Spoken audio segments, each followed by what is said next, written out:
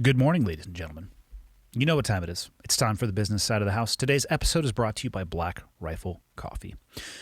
If you enjoy coffee that doesn't taste like shit, that is crafted and created by an amazing core group of individuals, then I suggest you go over to blackriflecoffee.com. Let's think about what's in the near future. Christmas. That's right. Stocking stuffers are a bastard sometimes. You know what fits good in a stocking, though? Rolled up t-shirts. I've also found that bags of coffee fit well in there. Coffee mugs, Yetis with Black Rifle Coffee branding on them. You can see where I'm going. Maybe you have a little gap in presents that you want to present to your loved ones, but maybe they're a fan of brown water. Well, blackriflecoffee.com is the place where you can go and pretty much find anything you could possibly want. Everything from subscriptions to apparel, merchandise, and of course their coffee roasts, to everything that you might need to actually make said coffee. And I'll leave it at that. Just think about it. When, holiday times, like I said, are just around the corner. And if you're like me, of course, you wait till the absolute last minute. And yeah, it might actually help you a little bit. blackriflecoffee.com. And that's all on the business side of the house. My guest today, Gary Edgington. 40-year law enforcement veteran, and also the son, unfortunately, of a law enforcement officer who was murdered in the line of duty while he was in the third week of his police academy training. For almost a decade, Gary was a task force commander with the California Dept of Justice and task force officer on the FBI Joint Terrorism Task Force. Earlier in his career, he worked with Beverly Hills and their police department, Manhattan Beach Police Department, the L.A. County District Attorney's Office, and after 9/11, he became the commander of a multi-agency counter-terrorism task force in L.A. It's a lot, I know. Guess what else, though? He's also an author. He just wrote a thriller called Outside the Wire. And we're going to talk about all of these things, his career and his passion for writing as well in the episode. So I'll let it be what it is. Episode 257 with Gary Edgington. Enjoy. Okay, I got the red smoke. Gun run, north and south, west of the smoke, west of the smoke. Okay, copy, west of the smoke. I'm looking at danger close now. Come on with it, baby, give it to me, I need it. You're cleared hot. Copy, cleared hot. And all of our plans are obviously built to spec off the engineers and the people who are doing the site survey. So we're probably going to have to end up digging into that road. And of course, up here, the ground freezes. Yeah, it does. And the among other things, asphalt plant shuts down for the winter very soon. So we have to figure this out immediately. So the lesson in that is to anybody listening, don't ever build anything or go into business. Exactly. I would agree with that. I was just in New York last week, and the tour guide. The city? Yeah, New York City. And the tour guide was pointing out, I don't know if it's a fucking George Washington Bridge or something like that, and he says, yeah, when they finished it, it was like 6 or 8 inches off. One half was slightly off from the other. It was like, where do you go from there when you've built a bridge across the frickin', I don't know, Hudson or the East River, whatever it is? I mean, and that's a huge project. Oh, yeah. That's probably in their round-off error. Yeah. But still, I'm like, hey, guys, we need 6-inch pieces to finish this. Like, what do you do? Well, they had to go back and redo a whole bunch, according to what the tour guy said. So, yeah. We don't know. We're from out of town. Who the fuck knows? We are, myself and my business partner, we have found ourselves in the developer role accidentally. We wanted to own a coffee shop. Yeah. And here we are. It's been an interesting journey of over 2 years since the actual purchase of the ground that it's all going to sit on, to the conceptual PDF document, slapping the table on design. And it's just now, almost 2 years into it, I walked over there today. Grabbed a coffee, walked over because I had a little bit of time. And now every day that I go there, I'm like, oh, that's new. Right, It's finally at this place where, holy shit, this thing's going to be awesome. And the sidewalk might be super dangerous. It's hard to say. Liability insurance. Well, I'm sure that the angle thing has a solution. I have no doubt. Yeah. My question's going to be, Just costs money. who do they expect to pay for it? Exactly. Because last I checked, I didn't measure that. Yeah. Well, So we'll see. So far, I've determined that accountability and responsibility when it comes to writing a check, a lot of organizations seem to act as if they're wearing Teflon. They're like, oh, no. That's not our fault. Yeah, you yeah. guys can go ahead and handle that. It's like It's like this. It's like the FBI. it really is. Oh man. Well, I haven't worked very I deeply. didn't say with, that. Yeah, Gary said that, not me. I've worked with their HRT a little bit, and I think I had some of their drug guys with us overseas, but they were good to go. Oh no, a lot of agents are awesome guys. I've had great relationships with them. Yeah. Your background in law enforcement is utterly ridiculous. I was reading to Michael the bio, and it's just like this, that, or the other. 40 plus years, or right at 40? Yeah, well, it depends. When you're doing these things, it's like you have to be very brief as far as the descriptions and all that. So my sworn time is 30 years, but I had a bunch of civilian time before, and civilian time afterwards. Does this basically mean contracting with those organizations? Well, yeah, or I was a cadet. So I was an employee of the city, at Culver City, actually. And then got hired, sworn in, and all that, and went to the academy and everything. And then when I retired in 2008, I did the contractor gig, and then had a hip replacement, so I had to frickin' sit on the beach for a little while, and then started doing the contracting work again. The terrorism subject matter expert, whatever crap that means, for a business that took me to D.C., to Arlington, and then I ended up working with the Long Beach PD on a different contract for the same company, Office of Counter-Terrorism, and then after that, I did the gig in Tampa at SOCOM, and then came home and started working this gig I'm doing now, which is basically chasing bad guys still. Only this time they're stealing weird shit, and it's used cooking oil. Believe it or not, it's worth a lot of money. Are you serious right now? Or is used cooking oil like code for some like nuclear device? Well, yeah, that's what it is. You're legitimately. Shit, oh my God, did I say that? You're legitimately looking for people who are stealing used cooking oil. Yeah, it's worth like $5 a gallon. I'm going to need to know a lot more about this. Yeah, I'm sure. Yeah. How did you fall into this crime syndicate? Well, it's interesting. I was at Tampa. My buddy called me and said, "Hey, I know you're thinking about you're going to come home, and this gig has come up. They were asking for guys who are self-starters, who are experienced investigators, to do this." And then he explains to me what it is, and I still didn't really completely understand. But basically, I've been doing it for 10 years now. And what we do is, I did it in Los Angeles prior to moving out here in 2020. Not out here, but Charlotte, 2020. Yep. And it's big business. It's the great... Are we still talking about oil? Yeah, it's unknown crime. It is the great unknown crime. It's the weirdest damn thing. I remember as a baby detective in Beverly Hills getting these reports back in the early 80s and going, what the fuck? Who cares? This is trash, isn't it? Well, back then it was virtually worthless. But now, because of alternate fuels, biodiesel, etc., everybody, every toothless meth head with a pickup truck, a van, or maybe even something bigger, and a trash pump and a couple of totes, one of those big, those totes you see on the highway, those big 300-gallon totes. Man, they're out there sucking that shit up, and off they go. So I'm assuming they're getting it from restaurants. Yeah. Probably fast food places. How are they getting access to the used oil? It's always stored in the back. Well, I shouldn't say that. Now we're starting to see, and this is a good thing, starting to see more and more containers on the inside of the building. Okay. So you have to have like a specialized fitting. Our company has a specialized fitting, and we hook up to it, and our shit matches the male-female sides match it and all that stuff, and we suck the stuff out and off we go.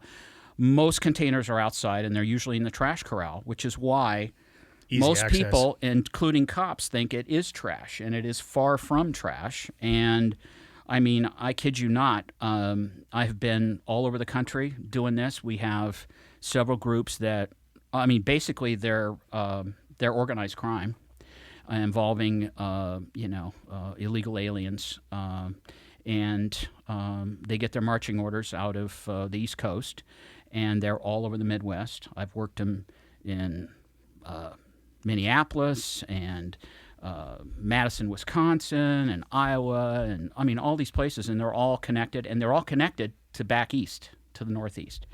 See, every time I hear something like this, and somebody was telling me about catalytic converter thefts before. Yeah.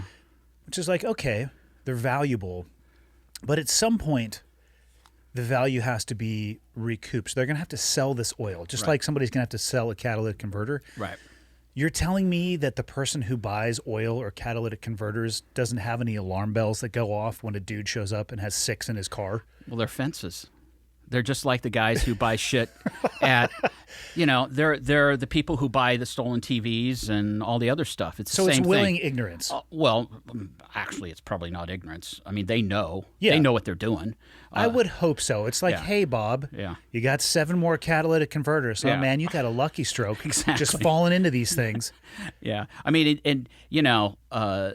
it's crazy. People will steal anything. I mean, when I was working at Long Beach, we had reporting on people stealing gravestones because they were made out of brass, copper alloys, so the trace metals were valuable.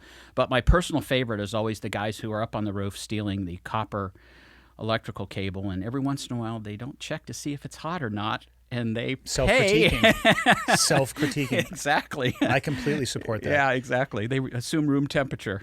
I mean, I am not a religious man. I don't know if it's a good idea to steal gravestones. Yeah, I think you're fucking with the very far limit of what you should do. Well, it's like, hey, maybe leave that one alone. Yeah, you know what? It is. But you know what?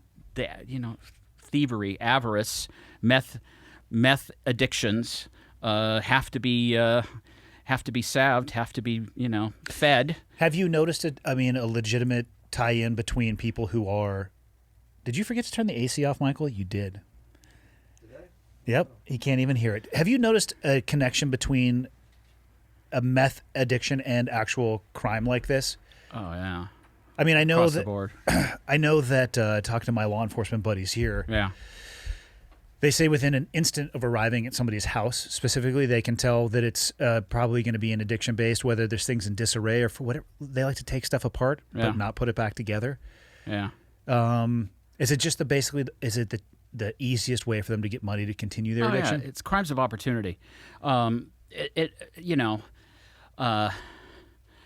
It's always the simplest thing that they go with. Whether it's when I worked detectives and was dealing with property crimes and dealing with victims, it's like, did they go to the house that's locked up that maybe has a dog or a phone, a camera system, or do they go to the one that the door's standing open and there's no dog and there's no cameras and there's nothing? Precisely. And this is low hanging fruit. The crooks are low hanging fruit. These are not criminal masterminds, and although the people at the top are probably fairly sophisticated, but the mopes at the bottom are not. Yeah. And so the profits are high, the risks are low. Rarely do we get any serious jail time. For me, it's a victory. If I can get their truck seized, that's a big deal. For the oil. That's a big deal. That I put them on foot. They have to spend $15,000-$20,000 to replace it. It's like a de facto fine. But I don't expect jail time, especially when I was in California. I had a guy who was like you're from California. You've heard of Joaquin Murrieta, right? Or the famous bandit from back in the well, anyway, it doesn't matter. This guy was like a legendary bandit. He probably didn't do as many thefts as people thought he did, but he was like all over the place, right? And this guy that I worked was like that. He was everywhere. And actually, he was a former naval officer, too.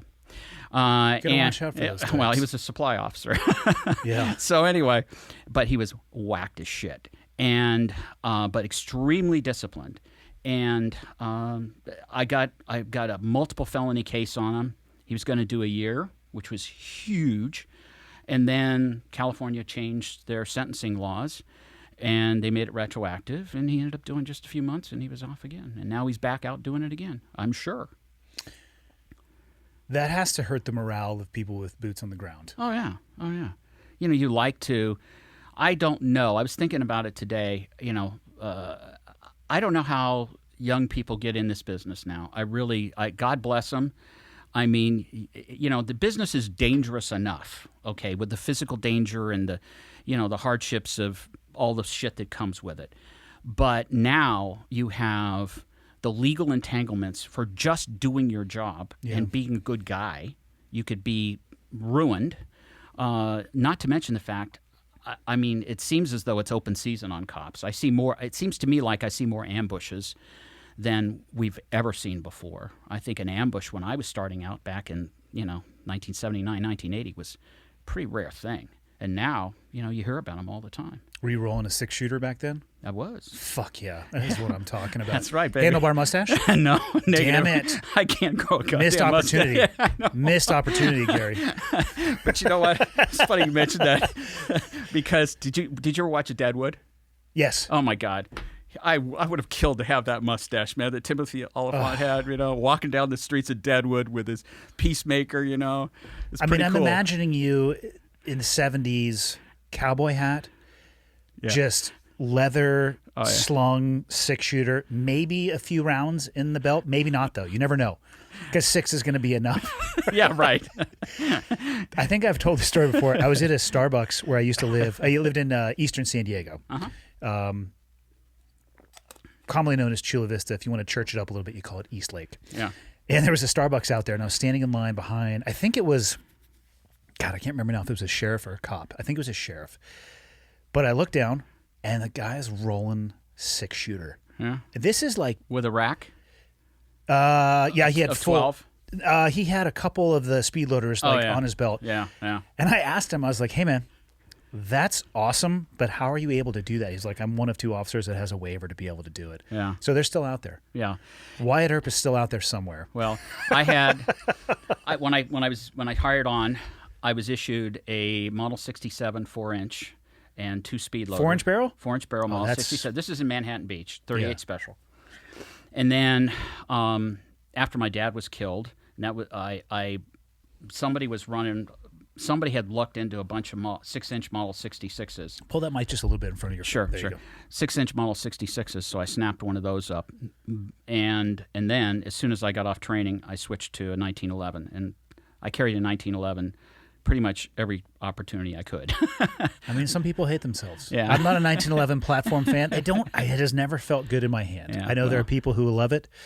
I would take the snub nose 38 special, which probably would have a hard time hitting between me and you right here, especially with that 4-inch barrel. That was my backup gun. I carried a 2-inch Model 60 in my left front pocket. That was my backup gun. But man, I couldn't hit shit with that thing. It was like stick it in your opponent's belly and jerk the trigger. I was going to say, I feel like if you needed it, it would be at such a close range, you're probably going to be all right. Yeah, exactly. Yeah, I agree with you with the, I've had a bunch of conversations with police officers, and I know people in outside world life, outside of this room, who are super pro cop. Most people I find are like in between, very appreciative, but neither pro nor con. And then a couple people who are very, I can't tell if they're anti-law enforcement or just anti anybody telling them any type of what it is that they should do. However, they're all willing to call 911 if something happens. That's always the interesting side note. But the optic is, it certainly seems to be a difficult one. And I am curious as to I have heard from quite a few people that a lot of the large departments are having recruiting issues. And then the question is, who are, for the people who want to do that job, regardless of the optic, I think that they're not going to be able to be stopped. They're going to go and they're going to do that job. But who are the other people that are applying? Are they getting the people that they would want to be there in the first place, or people who are going to make the optic even worse? And I don't have the answer to any of that. Those are just questions that I ask myself, Well, it's all about standards. I mean, I remember listening to one of your full auto ones where you were talking about buds and selection and all of that, and it is about standards. And there's no question that standards have been lowered. Conduct that would not have been acceptable, would have been an automatic DQ, is now, well, were you convicted of a felony kind of thing, And I think that shows up because you end up opening an IA on them later for something that they've done because they had that problem. And, an infamous case was in Miami Beach where they lowered the standards and due to a court order, and I think it had to do with racial inequality or something like that. I don't know what the hell it was. But the bottom line is, I don't know if it was Metro-Dade or what police department it was, but in that area, these guys basically came on and they kind of formed some kind of little clique, and were knocking drug dealers off, killing them, throwing them in the swamp. Like on the job? Oh, yeah, probably on the job, off the job, in between. You know, we had something similar to that with the Rampart scandal in L.A., and I didn't work for LAPD, but through what I was told and heard, picked up, some of those individuals probably should have never gotten through the background process, but they were hired because of various decrees, you know, and this is what happens. You pay now or you pay later. Yeah, I don't know why it's such a tough pill to swallow for people. In my mind, it's one of the easiest things to talk about. Like, it all starts with, what is the job? What is required in the real world execution of the job? That we can plan backward from that. If you're testing people on something that has nothing to do with that real world standard, and maybe it's designed to be difficult or malicious or whatever it may be, okay, we can definitely have a conversation about that. Buds, as an example, it's supposed to be painful. It's supposed to be arduous. Like, they just had this video that came out where they were getting tear gassed on the I think it was on San Clemente Island, which is where I got tear gassed when I was going through Buds. I got tear gassed too in the academy. Well, same thing. I remember 20 years ago, 30 years ago, watching like Full Metal Jacket or any documentary about the military, and all of the branches, well, I can't speak for the Air Force. I don't know if they do this, but in all the other branches, you have a day on the schedule where you go into the room and you get your gas mask, and they put tear gas out, and you take your mask off, and they make you talk or sing so you can't hold your breath. And it sucks. And your nose, it runs. And sometimes you throw up and it burns. And when I remember seeing that before I went into the military, I'm like, okay, this is part of what I'm going to have to do. I didn't really look at the video of the current Buds instructors with any level of like scrutiny, because I was just kind of turned off with a lot of the commentary, like brutal training, this, that, or the other. I'm like, yeah, it's supposed to be brutal. And also, they're getting gassed outside, which is actually better than being gassed indoors. In a room? I would take the outside. Fuck Yeah, I'll take the outside gassing. kidding me? Yes, over the internal, like, I can't escape this gassing. On San Clemente Island, where there's got to be winds blowing all the For time. sure. When they did it to us, they sprinkled CS powder all over a demo range, and then they had us go out to the range, and we were like setting charges, and people are just like, oh my God, I didn't know I had allergies, and we're just dying. Yeah. And like, why the fuck are the instructors laughing at us? But you got to ask yourself, why are they getting gassed? Why does it look like it's so brutal for the students? Because it is. And they need to understand what that would feel like before it happens to them in real life. Right. Yeah. Because if you wait until game time to test yourself against the limits of what game time is going to present to you, you do that enough times, you're going to be proper fucked. Yeah. So all of that stuff, training, like, it's supposed to be difficult. Not many people are supposed to make it through Buds. And as long as they are making the standards, if they're tied directly to that, what it's going to require in the field, I don't have any problem with that.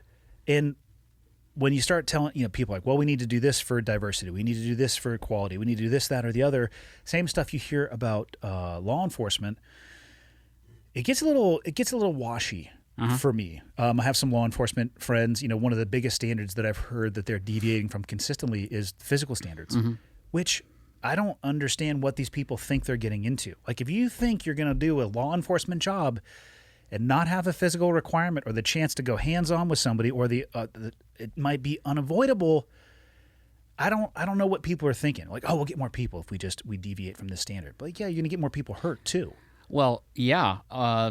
Somebody who is not confident in their physical abilities is more likely to resort to another level of force, i.e. lethal force potentially, or something in between. Or they can't keep up with their partner when their partner's calling for help. I mean, there's a myriad of issues, and the same thing also with the lack of confidence in your ability to shoot. Yeah. I'm shocked. We shot almost every single month at DOJ. We shot a lot. And I was a range guy, so I shot even more. Yeah. But, these agencies back east, they shoot once, twice a year. I've had people reach out to me over email saying, 50 rounds every 6 months is what they're allotted for training. Man, that's not good. It's for people who don't know anything about firearms, which I think is probably the vast majority of people, they hear that and they're like, okay, that sounds reasonable. For people who have ever worked in an occupation where that's your primary tool, you're like, you got to be kidding me. That's 30 minutes on the range on a Tuesday, and you better be going back to the range Thursday and the following. It all like the physical standards. They were doing things in the military like what do they call them? I almost think they called them moral waivers. It was like criminal history, drug use, stuff like that. If you play that out long enough, going back to the LEO world, what it actually looks like in the end is a decrease in public safety. Oh, totally. And I don't understand how people can't connect those dots. Well, I was thinking about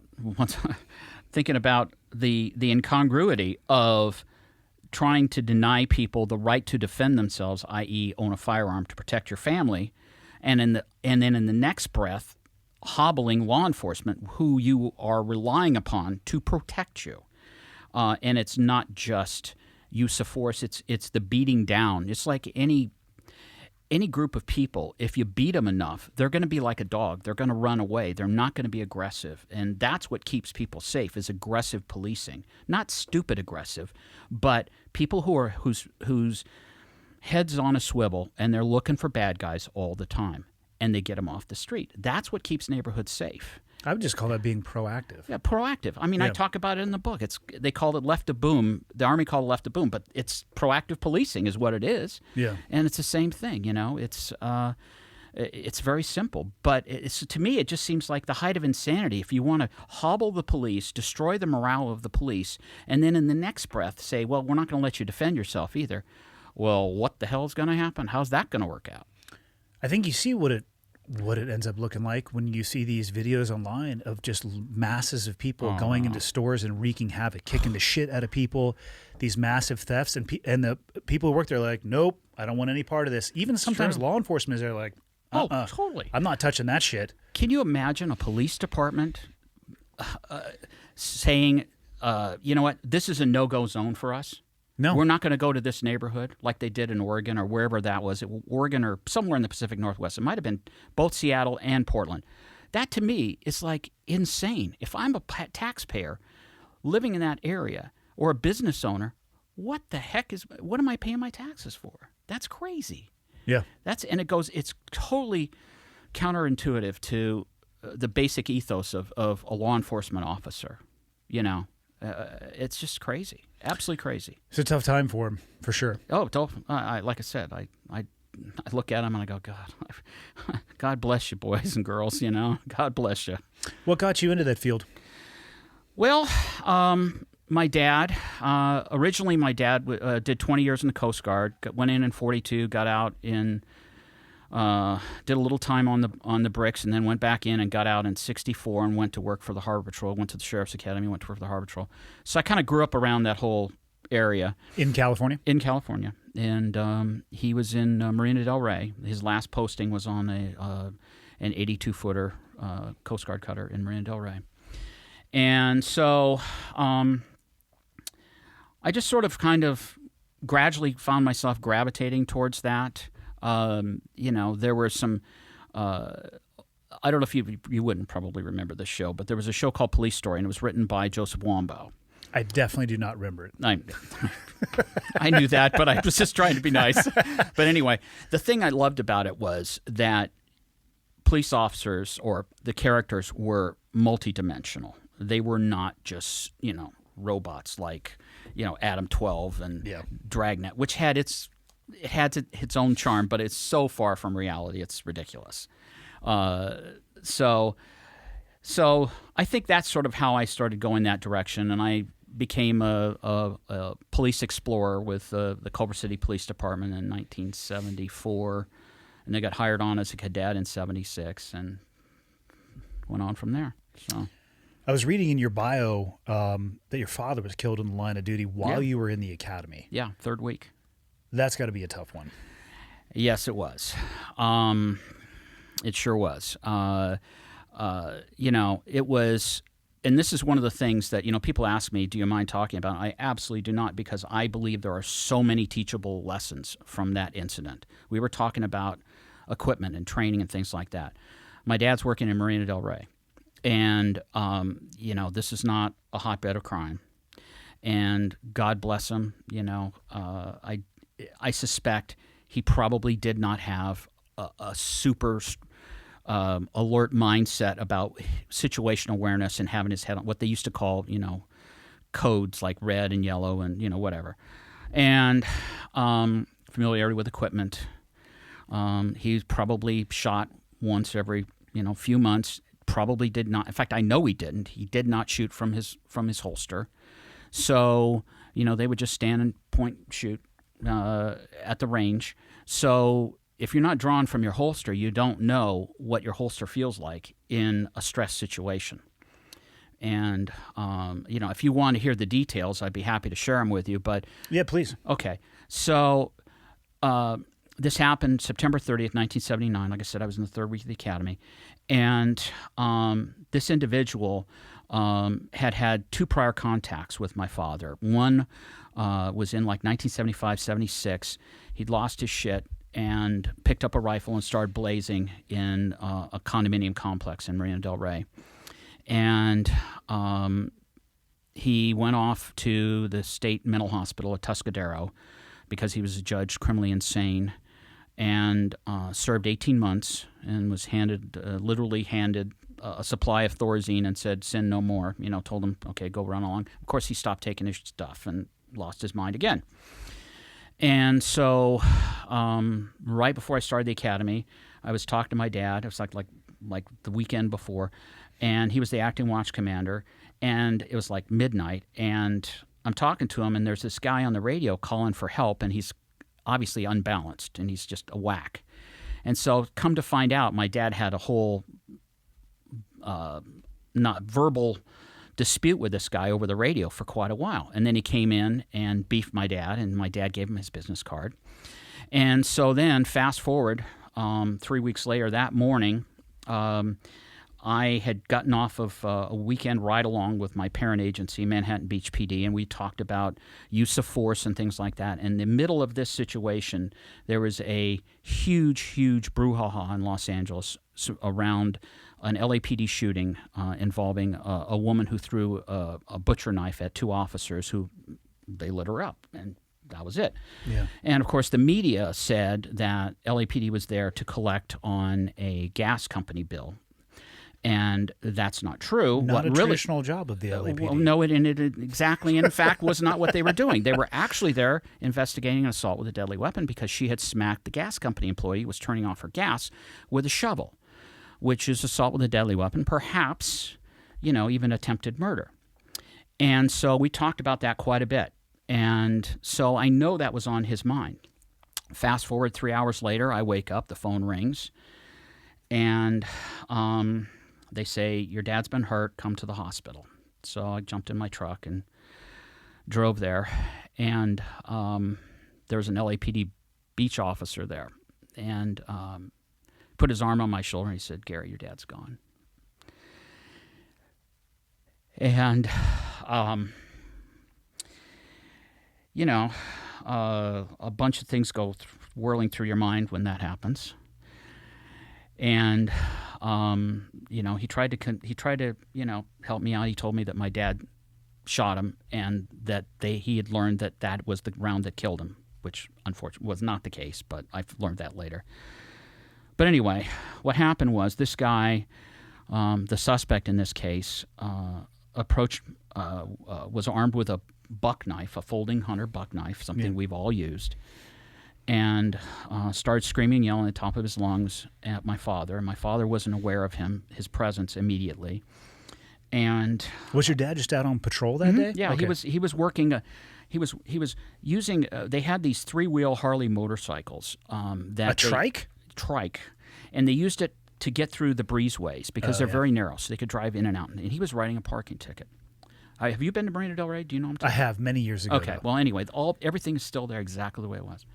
So he's in the parking lot writing a ticket, and this guy is approaching him. At first, he's not aware of him, and then he sees him. And he sees the guy. He's got a knife in his hand.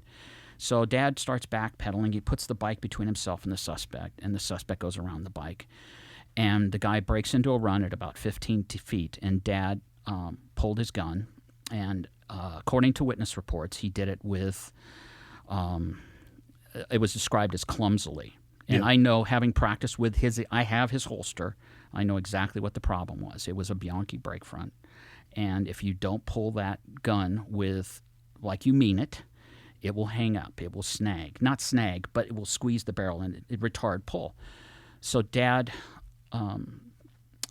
got the gun out, and I know how he shot. He shot single action because he's really old school. He didn't shoot double action. He shot single action. And so he got one round off, and he hit the guy in the hip.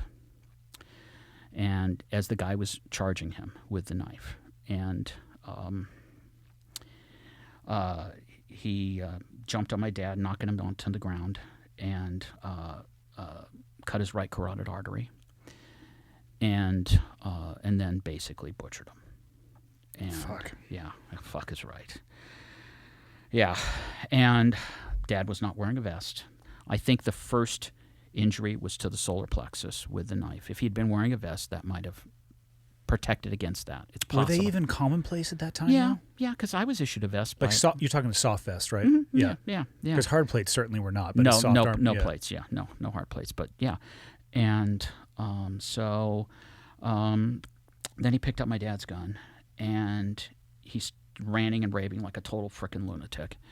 And he takes off. He runs through a kiddie beach area. He stops, dumps the rounds that were in the gun, closes it back up, shoves it in his waistband, and takes off running again. Somebody picked up the mic on Dad's bike and, said, officer needs help, officer down.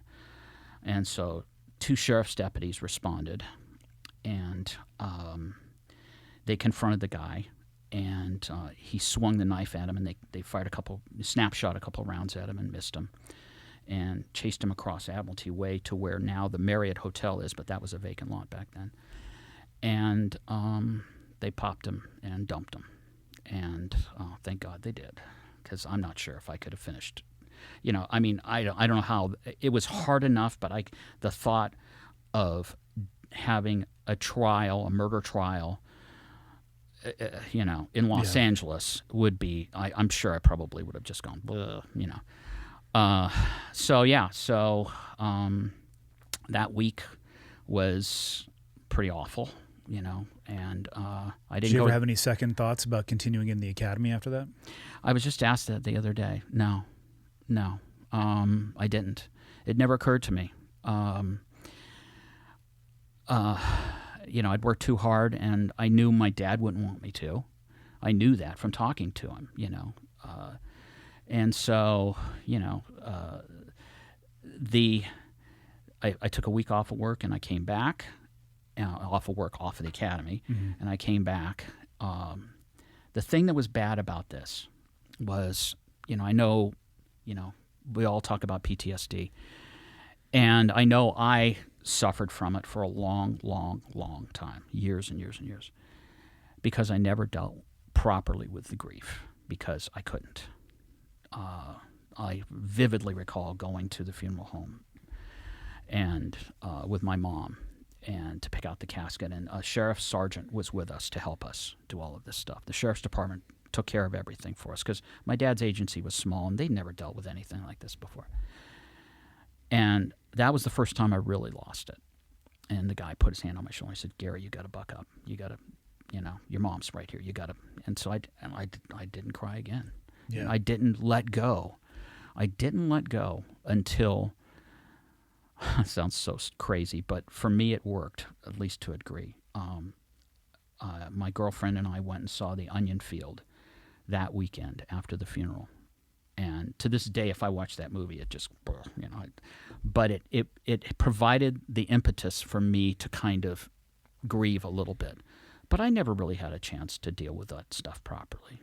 Yeah. I never really did, I have now. I've talked to somebody now and gotten some help on it, and it's been, I couldn't talk about it as easily now. I shouldn't say that. I couldn't talk about it as easily before as I can now, because of that help that I got. Yeah. So, I think there's tremendous value in it. And, I'm sure in your business, it's the same in my business. that kind of stuff is frowned upon. At least it was. I don't think it is as much as it was, but it's not good. I think there needs to be a way to encourage guys to help them with that stuff and not stigmatize them. That's the key word. I think when I came in, it's an A-type, and I'm sure there's a lot of similarities to the environment or community you came into.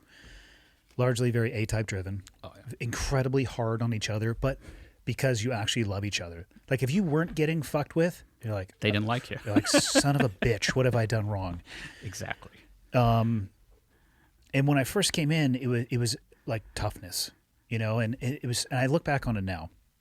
We would spend so much time like in the gym, working out physical muscles. And then we would go on all these trips and we would work out tactics, techniques, procedures, shooting and moving, talking on the radio, putting it all together. And the one thing, at least early on in my career, that I don't think was exercised or even talked about was like mental hygiene, for lack of a better term. I swear I've heard that somewhere. It's definitely not my creation.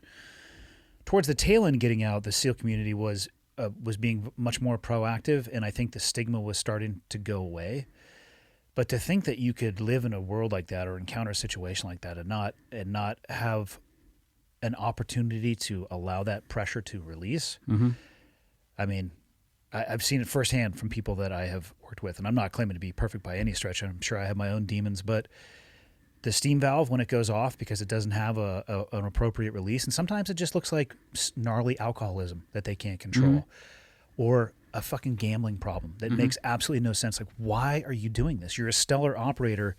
Your credit's destroyed, and this is your third bankruptcy. Like, you're out. You just got your security clearance pulled. Right. You're done. Yep.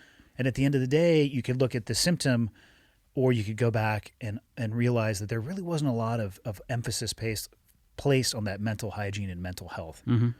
So I hope that it is continuing to change. I don't know how to. I've had more than my fair share of officers reach out, and they will agree that it needs to be focused on, and then the next sentence on the email, they say that in their department it's still the fastest way to get your badge and gun pulled, and I don't know how to get around that. A podcast you did recently with the detective from Mesa PD, where he worked that. Oh my God, that was unbelievable. Listen to that. I was like, wow. Oh, and the child in the bag. Oh my God, and that was one of the things he was concerned about. I could so totally relate to that. That how could you not be? Especially if there's that history of people who, when it gets to that point and you're forced to go talk to somebody, they're like, hey, why don't you just, for your own safety and everybody else's. I mean, that's the number one way. If you would have told me as a young SEAL, hey, like, yeah, definitely go, talk to somebody if you're struggling, but make sure you take your Trident with you because you're going to slide it across the table. I'd be like, oh, I have something in my pocket for you. Fuck off. Exactly. Like, I'm not going to go talk to anybody. Exactly. No, that's true. And all the stigmas, the individuals drawn to your business and law enforcement are very similar in makeup, psychological makeup, I believe.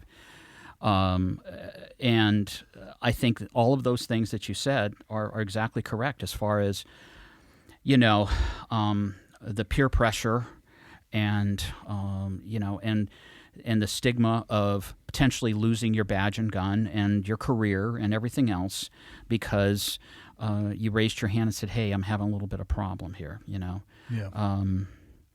They say they're not, they're encouraging it, but I've been out of the business now for a while, and I don't really know, Yeah, same if here. It's, It was trending in the right direction in the SEAL community when I left. It has to, I'm probably jumping ahead of myself, but one of the impetuses or the thing that started me with the idea of writing this book was suicide on base. While I was there were like 2 suicides and an attempt murder at a fob. And I was like... Overseas? Yeah, At Victory, there was, and I was like, God, Anyway, yeah, so obviously, as you well know, better than I, there's a problem. There's a serious problem. And I think the best first step, and again, this is from a non-professional perspective, but just coming from those communities, it has to start at the top. If the leadership can take those actions. I remember the first time one of the senior leaders that I was working with said, he's just like, I forget how it came up in conversation. And it was actually almost casual. Like, oh yeah, I can't make that meeting from 2 to 3. I'm going to, link up with the shrink. Oh, And it was just like it went over most people's heads. But I remember that I'm like, that's fucking awesome, because there's a senior leader who is well respected. Maybe they meant to make it that comment in that way. Maybe they didn't. Maybe it just came out. But if it's okay for that person to go and there's no negative consequences, well, who am I to sit here and say I can't go? Like, it starts at the absolute very top. It's easy to tell, from up on high with the polished shoes and the shiniest badges you've ever seen with the shiny collar. You all should go get help. It's like, all right, motherfucker. Like, what about you? right. Well, yeah. Well, I mean, you lead from the front, right? A Yeah. good leader leads from the front. It really helps carve through that the stigma. I have noticed. It's like a chisel through stone. Yeah. No, that's true. How where'd your law enforcement career begin, and how was it after the academy? Well, I was at Manhattan Beach, which Known for organized crime, I've been told. was known for flight attendants. I love Lots Manhattan. and lots and lots of beautiful women. Tons and tons. It's a great area. Oh, yeah, it's and for gorgeous. people who don't know, it's all in L.A. County. Right. It's right next to LAX, and I was married, newly married. Otherwise, probably would have had a slightly different experience. But in any event, I kind of wanted something a little bit more, and one of the guys I worked with had familial connections to Beverly Hills PD. It was a very good police department, had a great reputation, and was paid a lot, much better than we were at Manhattan Beach. And Really, and the a bigger- ghettos of L.A. though. Yeah, well, yeah, it's. I've done a speech at the Beverly Hills Police Department. I believe it was like I forget where it was exactly, but I know it was at one of their police buildings. Let's just say it wasn't run down. Well, let's just say when I was there, it was built in 1932. Okay, and it smelled like a street in, you pick the place, Iraq, or all right. I mean, it's been cleaned up since then. Yes, it has. It's very nice, or it Yes. was when I Oh, did no. the speech there. I was gone when they rebuilt the whole police station. But anyway, back in the day, it was old as hell. But it was a great police department, very professional. They had physical fitness standards and bonuses for all of that stuff, which was really good, and good equipment, excellent pay and benefits, and more than twice the size of Manhattan Beach, and really top quality guys. Not that Manhattan Beach guys weren't great guys too; they were awesome people. I'm still friends with many of them. But it was just a bigger place and more things going on, a lot more things going on. And Really? oh yeah, it's the first and only time I was ever shot at was in Manhattan Beach. I'm sorry, in Beverly Hills. I would Oh, have yeah. guessed it would have been the inverse. No. I mean, well, you look at, you're thinking like pretty women walking down the street, I guess, and people Well, think Beverly Hills. The thing about Manhattan Beach was literally, this is no lie, the drunkest humans on the face of the earth, except for maybe in England, which I've spent some time over there too, and they drink a lot. They know But how to put it down. They do. But Manhattan Beach had pound for pound the drunkest humans I've ever seen, and I mean, and that is no shit. And I mean, we would go out. We called them deuces, which was a drunk driver. Yeah. And if you book somebody for less than a 1.5, we called it a chippy deuce. A chippy deuce. A would 1.5. You're talking almost double the precisely BAC. Yeah. For now, yeah. Yeah. But back then, we called them like a 1.5. It was a chippy deuce, which was like a chicken shit deuce, basically. And there was a good reason for that, because there were so many drunks there. It was just unbelievable. In fact, one time, I was by myself. I had just gotten off of training. I'm tooling down Pacific Coast Highway, and I see this guy crossing the streets about 2 or 3 o'clock in the morning, and all of a sudden I hear crash, and I see this sack of rags flying through the air. It was him. He got nailed by a car coming the other direction, southbound on PCH. And I forget what his blood alcohol level was, but I mean, we're talking like pickled. And he just closed a bar. I'm sure he wasn't even aware that he got clobbered. And he landed in an island, center island there. It was at Marine and Pacific Coast Highway, Marine and Sepulveda. And I swear to God, his body was like wrapped around a sprinkler head. I mean, it was like holy shit. When I called it out on the radio, I was so pumped. The guys thought I had hit him. So they're like, coming code 3. They thought, new guy Gary had just whacked somebody, and then it's like, no, I didn't do it. This poor guy over here did. And the guy who was the driver of the vehicle was a bartender. And, bartenders, he wasn't, he got booked for manslaughter because he had a blood alcohol level. Oh, big time. He was probably the most relaxed he'd ever been in his life when he got hit. Sure. Yeah. I'm sure he was quite relaxed. Yeah. But, that was, I can still visualize that it looked like a sack of rags flying through the air. It was the damnedest thing. I wonder why there were so many drunks in that area. Was there great bars there? Oh, God, yeah. Great bars and nightlife. And, yeah, it was just a party town. That's just the culture of the town. Nouveau riche, a lot of people making more money than they ever had before, working at TRW and all these defense contractors, because a lot of aerospace around there. So all these engineers there, driving their 911s and whatevers. And so, it was just one of those things. It's the beach, and it just engenders... Yeah. Partying. The Chippy Deuce. I've never heard of that, but I'm going to try to use that at least once a week, Michael. Yeah. You need to keep track of that for Chippy me. Deuce.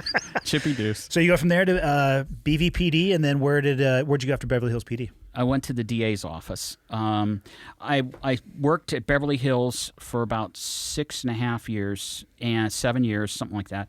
And while I was at Beverly Hills, I made training officer pretty quickly, and then I went water skiing, and believe me, if there had been video cameras back then, my water skiing accident would have wound up on your Instagram page. Trust me. The stories? Oh, my God. Finally curated. Oh, my God. I'm shocked that you are aware of the catastrophes that I post on my Instagram page. Oh, my God. It's unbelievable. Holy shit.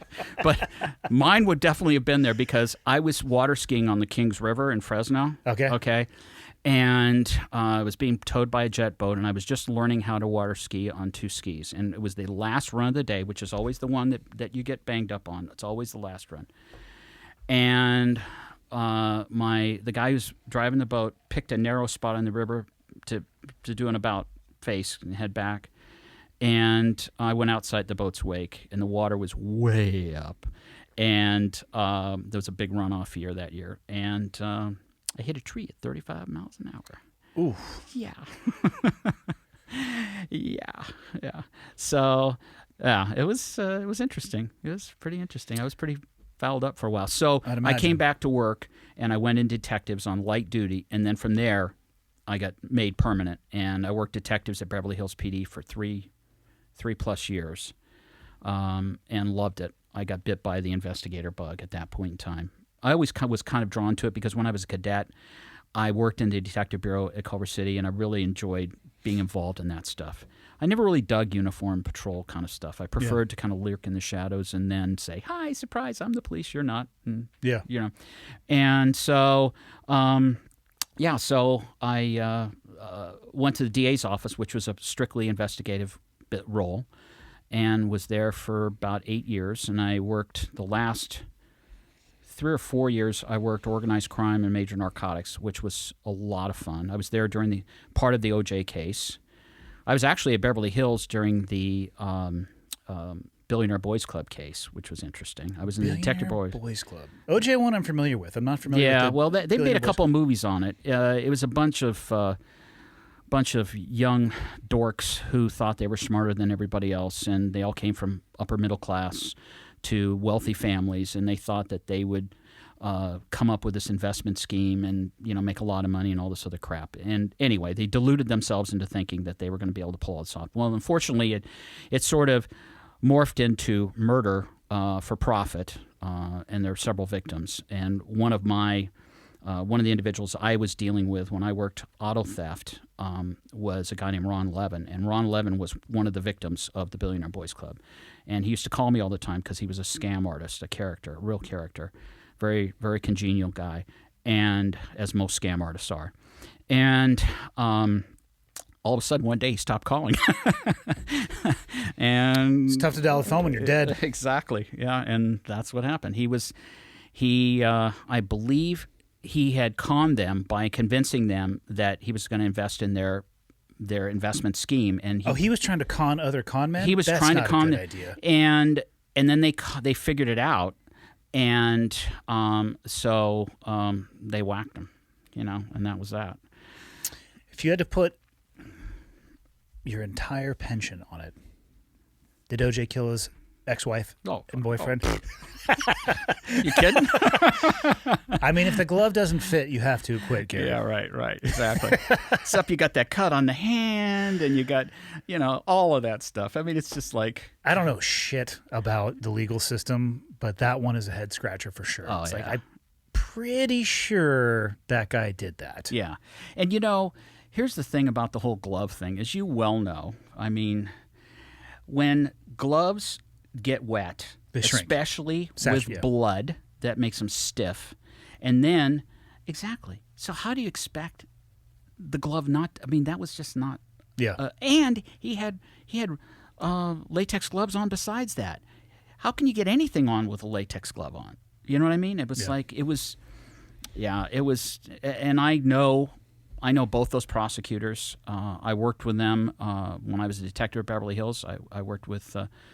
One of the prosecutors, and he was just an awesome guy. My heart broke for him because he's just one of those really great true believer, believes in the rule of law and justice. And I will never forget, as long as I live, watching him when the verdict came in, and he was just absolutely shattered and heartbroken. Just gutted. Oh, totally gutted. Yeah. So when you were working for the district attorney and you're doing investigations, I have so many questions about this, because my experience with this is television. Right. One of my favorite detective shows was actually called True Detective. Not the subsequent ones, but the ones with Woody Harrelson and Matthew McConaughey. Oh, yeah. That shit was good. That was good. I basically assume that's what you did on the job. However, I'm open to it being a little bit Hollywoodized. Slightly, just slightly, yeah. So when you're working a case for them, though, do you do one at a time till completion, or are you working multiple? Depends on the assignment. When you're working pretrial investigations, you're doing trial support work for the DAs to shore up their prosecutions. You'll be carrying multiple cases. You'll be looking in witnesses, which is almost in a way sometimes like serving arrest warrants, only you're not hooking them up necessarily, but you're serving them with and a lot of times they're very reluctant, especially on gang cases, homicides, gang homicides. And and then the DA's office also had original jurisdiction cases, which is to say cases that were not brought by another agency, that we opened on our own and investigated on our own, because we're fully sworn peace officers. And we had fraud investigations. I worked welfare fraud, which was quite interesting. You want to talk about something that would, this was back in the day. I had one case where this woman would fly in from Las Vegas twice a month to pick up her AFDC checks and then fly back on Southwest to Vegas. And she had, I forget, 10 or 12 kids that she was collecting on. And it was and she was living with her mother, and because we did search warrants, and it was just such an unbelievable fraud, unbelievable. And back then, I don't know if it's true now, but back then, the county Department of Public Social Service office where this case occurred was actually pressuring the caseworkers not to cooperate with the investigation. Really? Yeah. Because I don't know if it's true now, but back then, a measure of productivity is how much money is going out the door. Yeah. I mean, it's not how many people get back to work or get their life straightened out. It's, how much money can we shove out the door? No, well, that's their yardstick. That's their measurement. But that's the metric, and which is insane. But to me, that case was just such an indictment of the whole welfare system. It truly was. She had, phony addresses all over the place, and she's collecting all this money that should be going to other people who deserved it, who needed it. It was just really disgusting. What if, for somebody in that situation that was doing that, what would the likely punishment be if they were convicted? She was convicted. She pled. I suspect if she got any time, she probably got maybe 6 months, maybe, which Wow. I know she did not go to state prison. I'm certain of that. So like a county jail type situation. County jail.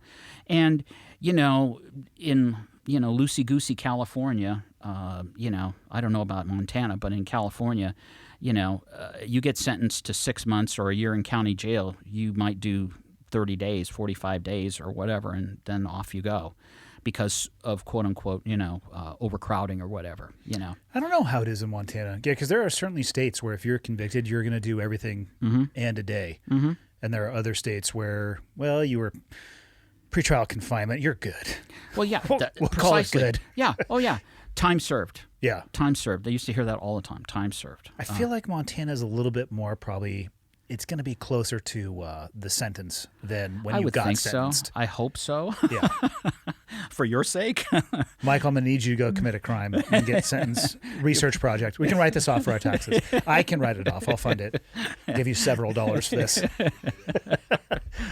That's actually, I'll ask Nelson. He's a good buddy of mine, a sheriff. He or any of the LEO guys should probably have a good idea on that. Yeah. Yeah, because if you don't put people, if there's no punishment, it really changes this risk-reward matrix in people's head. And people, with the radical change in sentencing laws in California in the last few years, they experienced a huge spike in all kinds of property crimes and crimes of violence because bad guys reoffend because this is what they do. Frequently, they like doing it. And, they come out when they're in jail, they offend against each other. But when they're out of jail, they're offending against us. And that is the harsh reality. And when you lock people up, they're not gonna be a problem for society. So if they deserve to be locked up, they should be locked up. Yeah.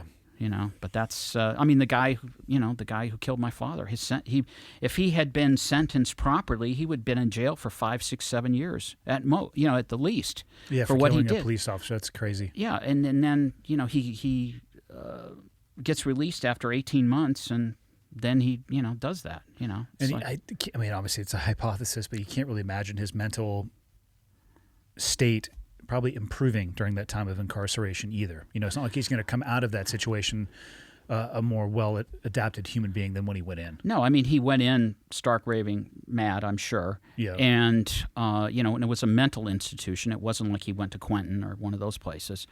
So who knows how harsh the treatment is. It probably wasn't that harsh. It was probably more like being hospitalized. And then when he was released, the rest is history. Yeah. Where'd you go after your time with the DA? I went to California Department of Justice, and that's where I finished my career. Where did 9/11 occur in this? 9/11 occurred. I went to DOJ in 94, and 9/11 obviously was 2001. You went to DOJ as a sworn officer still? I was a special agent. Okay. I started off as a special agent, and I worked Bureau of Narcotics Enforcement, which is a major narcotics unit. And I did major narcotics types cases, cocaine, marijuana, heroin, that kind of thing, for a while. And then I did drug diversion cases, which was actually very interesting. It was more of traditional detective type cases. And that was targeting pharmacists, physicians, podiatrists, practitioners who were overprescribing. Oh, we're talking about the opioid crisis here? All of that. Yeah. All of that. And I had some pretty amazing cases doing that. And it was pretty funny because I would do a pharmacy audit, which is one of the things we could do. And I could go into Beverly Hills, pick a pharmacy in Beverly Hills, I could come out with a case almost every time without a fail. Certainly on the west side, but especially in Beverly Hills. I would go to certain pharmacies in Beverly Hills and audit the prescriptions, and I would come out with a case. I have read a few books on the opioid crisis and the mechanism of, a lot of it being generated and created south of the border. Actually, I take that back. I think it was black tar heroin, which tied into the opioid crisis as they stopped prescribing as much. They were transferring them from one to the other.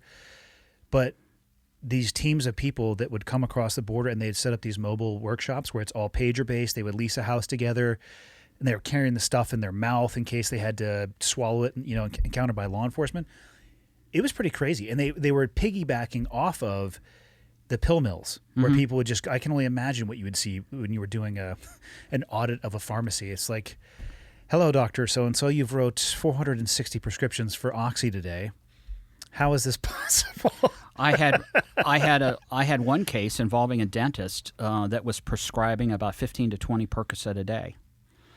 And so how do they benefit from that? Do they get a kickback from the they're prescription? getting paid. Oh, yeah. Okay. I'm sure that, yeah, absolutely. There was a physician and a pharmacy and a dentist that were involved in that case, and all of them got hammered behind that case because it was just indefensible on any level. I mean, there's just no you can't take that much Percocet and still have a liver. I mean, it destroys your hepatic function. You know, it's bad. And I mean, those there were several cases like that were just really like so over the top. I had another case. It's one of my favorite. It was one of those great cases where I got an informant called me and said that there was this doctor that was meeting people in a restaurant in the San Fernando Valley, and basically kind of holding court in this booth in this very famous steakhouse, and was writing scripts. And she knew that. Yeah. She knew that because her boyfriend was an LAPD narco guy, and he told her to call us. So we started working the case. I sent in some undercovers and, got him to write scripts. He would, you go see this doctor and tell him that, hey, so-and-so referred me and, my whatever hurts or what. Oh, yeah, sure. Here you go. My feelings hurt. Here's some Oxy. Precisely. Yeah, you were there. And so then finally, the coup de grace on this one was, this is one of those cases where I was giggling when I was orchestrating this one, was we were going to introduce another undercover, and he was a canine. And he was going to go in and ask for a script for him and ask for a script for his kid's sister, okay? And both of them would be controlled substances. Now, his kid's sister's name was Keisha, and Keisha was in actual fact a yellow lab, a drug dog. So we got this doctor to write a prescription for all these other guys and the undercover and the canine. The dog. Yeah. And that's one of those things where it's like, the defense attorney looks at the defendant and goes, there's nothing I can do, plead out, which is the way I like it. When you decide to arrest that guy, do you do it at the steakhouse or do you do it at a different location? We served warrants at the doctor's office. Okay. Yeah. We just basically hit the doctor's office and that was it. Yeah. I hope he's not practicing medicine anymore. Oh no. I actually suspect he was quite elderly. Interestingly, another thing that's kind of a quirky part of that business is a lot of the people who offend in this that are professionals are doing it at the end of their career. That actually rings really true based off that book that I was telling you about. Because again, it focused on, it was actually in eastern states. There was a lot of, it was focusing on the eastern seaboard, and a lot of it in Florida too, where there'd be a doctor's office and a pharmacy sharing a wall. Right. Yeah, it's like, oh, we got to go to this suite, which is next door. Or maybe sometimes there was actually a window that was burrowed through there. And them cracking down, so the overprescription, and then them cracking down, and then the black tar heroin coming into that, a lot of the prescribers were in their last few years of being able to practice medicine. And I don't know, maybe it was this is going to be my sailboat fund or whatever the fuck they were going to do with it, Interesting gamble to make at the tail end of what could be a very prestigious career. Oh, yeah. And as you might well imagine, taking a ticket away from a doctor is like taking your Trident away or your badge Oh, for away. sure. Yeah, you're done. I mean, you're done. And your P&G, it's devastating to them. And they fought like hell to keep their tickets. And that's why I always believed in bearing them with evidence, that that was incontrovertible. They could not do anything but surrender. Yeah. The black tar dealers would target the parking lots of the pharmacies. That's where they would meet the vast majority of their clients. Interesting. Yeah. Because the pharmacies would open at a certain hour, and they were saying that it was chock full of cars because there are people just coming to get their refills, and they were able to swap them over. It was pretty gnarly. Back in the day in Beverly Hills, we had a large Persian community, and actually the largest Iranian expat community is in Southern California, outside of Tehran. And one of the things we used to see at some of the bars that were frequented by young Persians was pieces of foil And what they were doing back then, it was tar heroin, and what they were doing was called chasing the dragon, and they would heat up the heroin in the foil with a lighter or whatever, and breathe the fumes. And it was called Chasing the Dragon. I mean, to each their own. That's a hard pass. From Yeah. me. No, thank you. No kidding. I'll tell you what, though. Iranians can grow a goddamn beard. I think at the age of 5, they have to start shaving. It's like a genetic trait. Oh, my God. It's like, son of a bitch, how are you doing that? It's like fucking sandpaper on the side of your face. Well, I think pretty much that goes for that whole specific region. I mean, like hairy backs and like, I mean, we're talking strong hair game. There's like a yeah. There's like a serious, definitely there's a genetic component here that's pretty strong as far as that's concerned. Me, on the other hand, not so much. Not so much. I didn't get it either. My dad actually got sent home from middle school because they told him to go shave. Unfortunately, that gene skipped me. I tried for years to grow a mustache and never could pull it off. My now like 19-year-old son looks like a jihadist because I buzzed his hair over the summer and it's growing out. It looks like a fucking Q-tip right now. And he's just got this crazy beard. I feel like I need to pat him down for like a S-vest when he comes to the house, but it's just fucking hilarious. It skips generations for sure. When I was in New York over this last week, I'm walking around Times Square, speaking of jihadi whiskers, and I saw uniformed police officers with jihadi whiskers on. And I was like, really? I did double takes a couple times. I'm like, what the hell is going on here? This is kind of interesting. And I mean, and they weren't talking to the Italians and the Irish guys. They were talking to themselves. Yeah. Yeah, and full uniform. I was like, whoa, okay. Interesting. Well, uniform standards have changed dramatically over the years. For sure. In the military as well. Mm-hmm.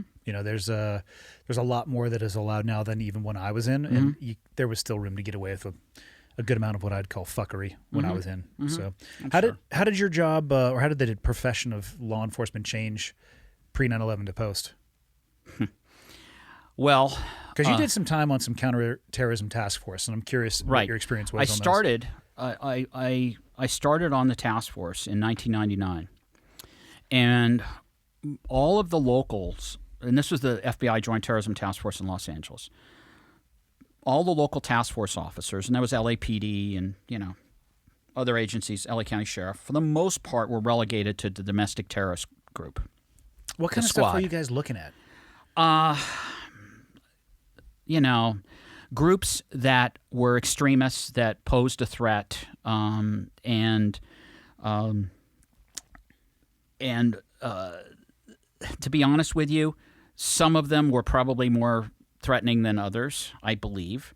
But it's one of those federal mysteries.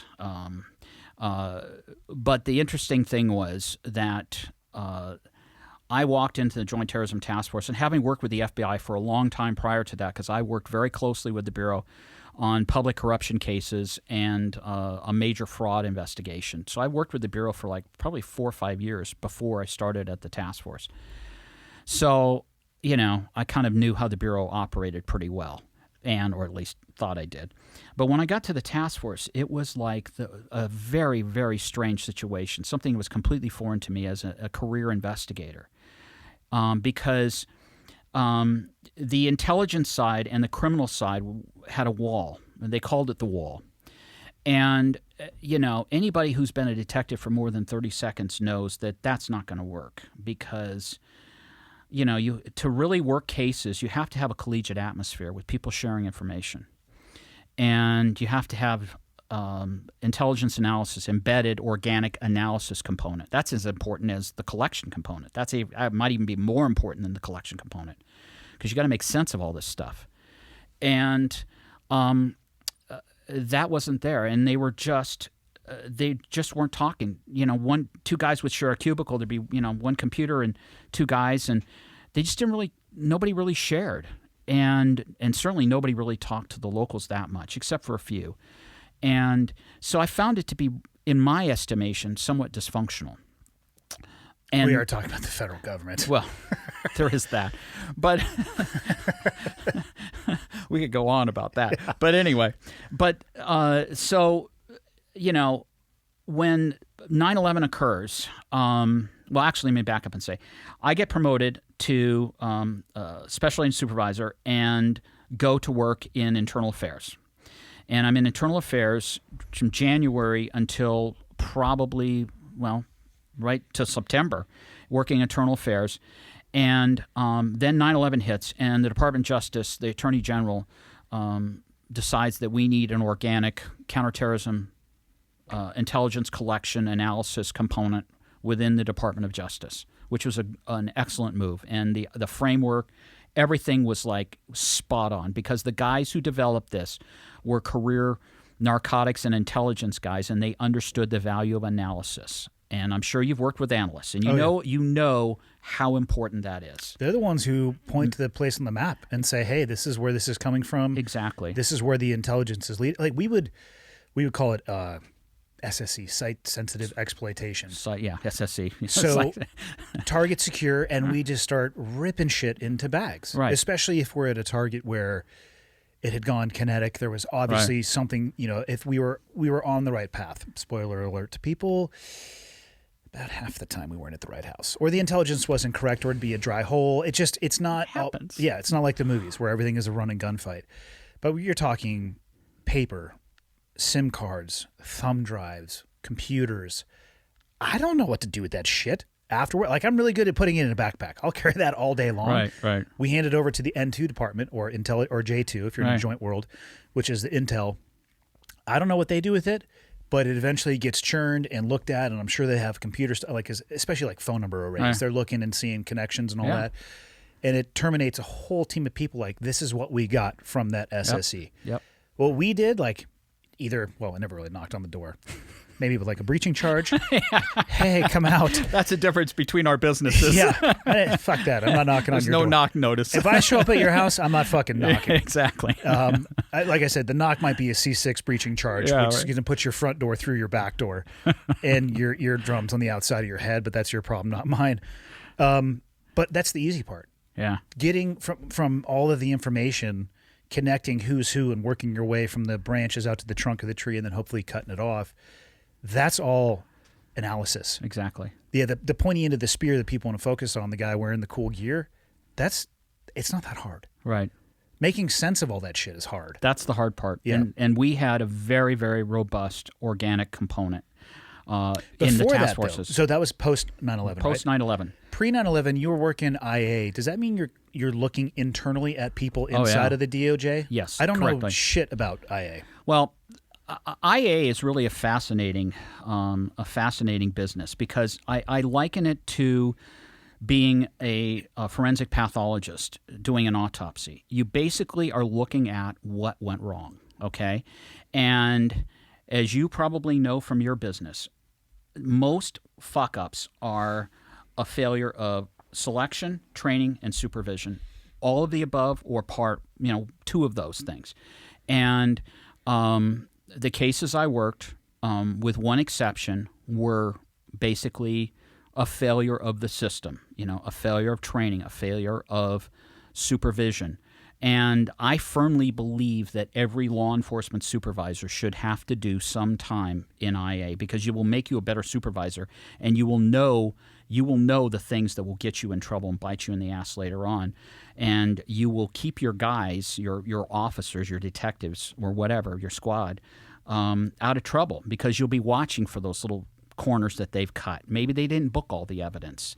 I didn't have time, I was tired, so I put it in my desk drawer. And then they forget about it for 4 months. They're not stealing it. There's no, ill will there. It's just laziness. It's still unaccounted for, and it screws up the chain of evidence for court and all this other stuff. And, if you have conducted those investigations, you know where those things can go wrong.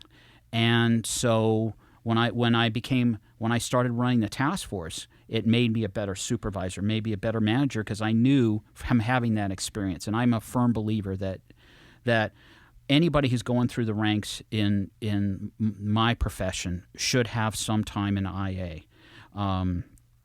It's distasteful, but it can also be rewarding. My favorite case, the one case that I had that I'm the proudest of, was not getting a guy fired. It was saving a guy's job. Because really? Yes, because some people were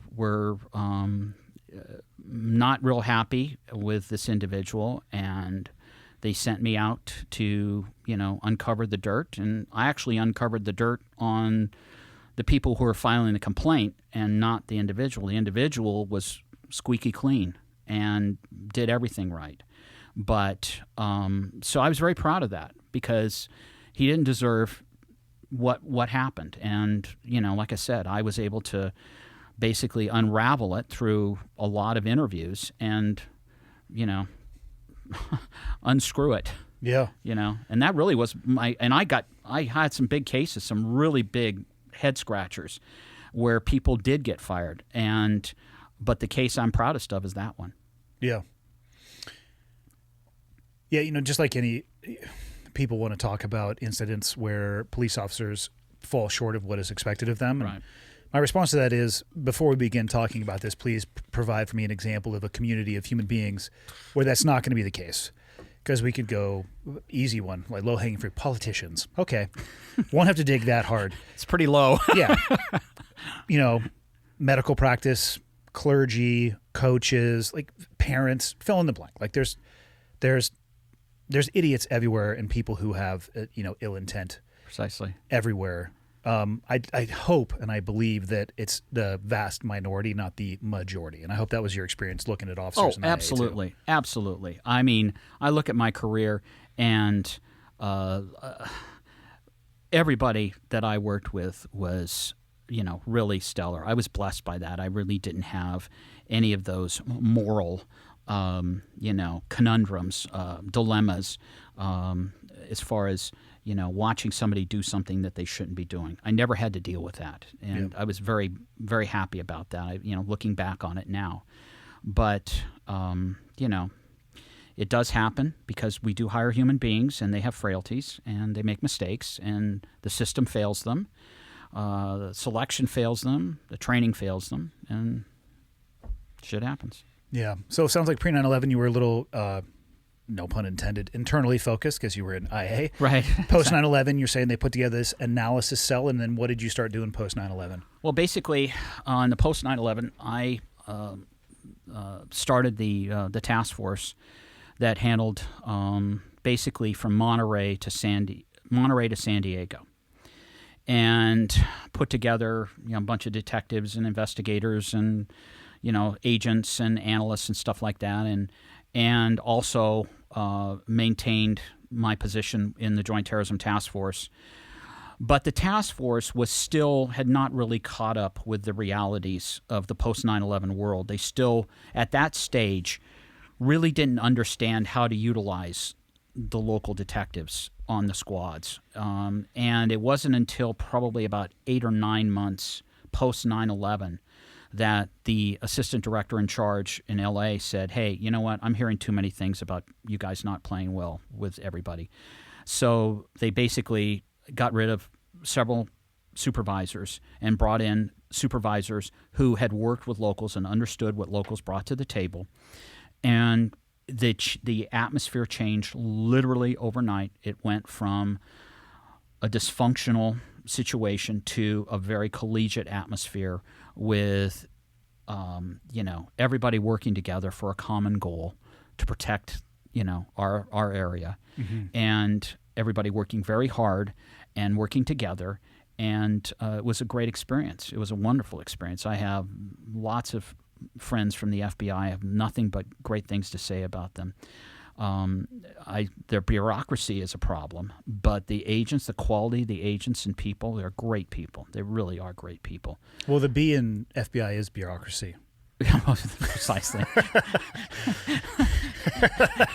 This is why you're the host. Yeah. Were you guys able to identify substantial threats from Monterey down to San Diego? We had cases, yeah. We had cases. I asked that question because I don't... the threats that I focused on, they were all overseas. Right. And I paid no attention to what was going on in the U.S. Right. And I think that most people, and I think this is a good thing, will go their entire life without ever touching like that type of evil. Right. But they may also not know that they could bounce up against it by accident. So I'm curious as to what you guys were able to uncover. in California? I'm not asking for specifics, but I'm just Yeah, curious. because I couldn't tell you. Yeah. No, but it's it's the world is not all smiles and hugs. Well, as I said earlier, the locale, Southern California, has a very high Persian, Iranian expat. So draw your own conclusions there. Yeah. Well, it's also close to the Mexican border. A very porous which is border. also Yeah. which is also one of the things that I'll tell you about that was interesting was, and this is in the early stages post 9/11 when one of the first cases came to us. It was an informant said, "Hey, I was in jail for a little while. You know what? It was he was popped, and he spent some time in a federal facility, and then he went to a state facility. I forget exactly what it was, and he said I witnessed recruiting efforts in the prison system by jihadist, individuals." Oh, interesting. And individuals who are clerics, supposedly, ostensibly there to provide Islamic religious training, etc. But in actual fact, we're conducting recruitment, and so we wrote it up and had some specifics and whatnot. And I'll never forget bringing it to the bureau and the old supervisors back then, and they looked at me like I had 3 heads and 4 tails and said, "Well, why would they do that? This doesn't make any sense. This doesn't fit the Al-Qaeda mold," and blah, blah, blah, blah, blah. And I'm like going, well, actually, the Al-Qaeda manual does say recruit, brothers from prisons because they have American passports and they can move freely through the country, et cetera, et cetera. Yeah, it does say that. And then later on, they started developing prison task forces, and we shared it with LAPD, and they already were up on it and aware of it too. And we had a great working relationship with the guys at Major Crimes Division at LAPD. They were awesome, and the Sheriff's Department people we worked with were also fantastic. Unfortunately, there were not a lot of them. LAPD had the biggest share of boots on the ground in terms of the Joint Terrorism Task Force, and they were top-notch detectives and awesome guys to work with, the kind of guys that, just fantastic people, dedicated and hardworking and good cops, I had never thought about recruiting from prison. That's an interesting place, but it totally makes sense. Well, yeah, think about it, This is an individual that can move freely throughout society as opposed to some joker who just came in from Islamabad. Yeah. Well, yeah.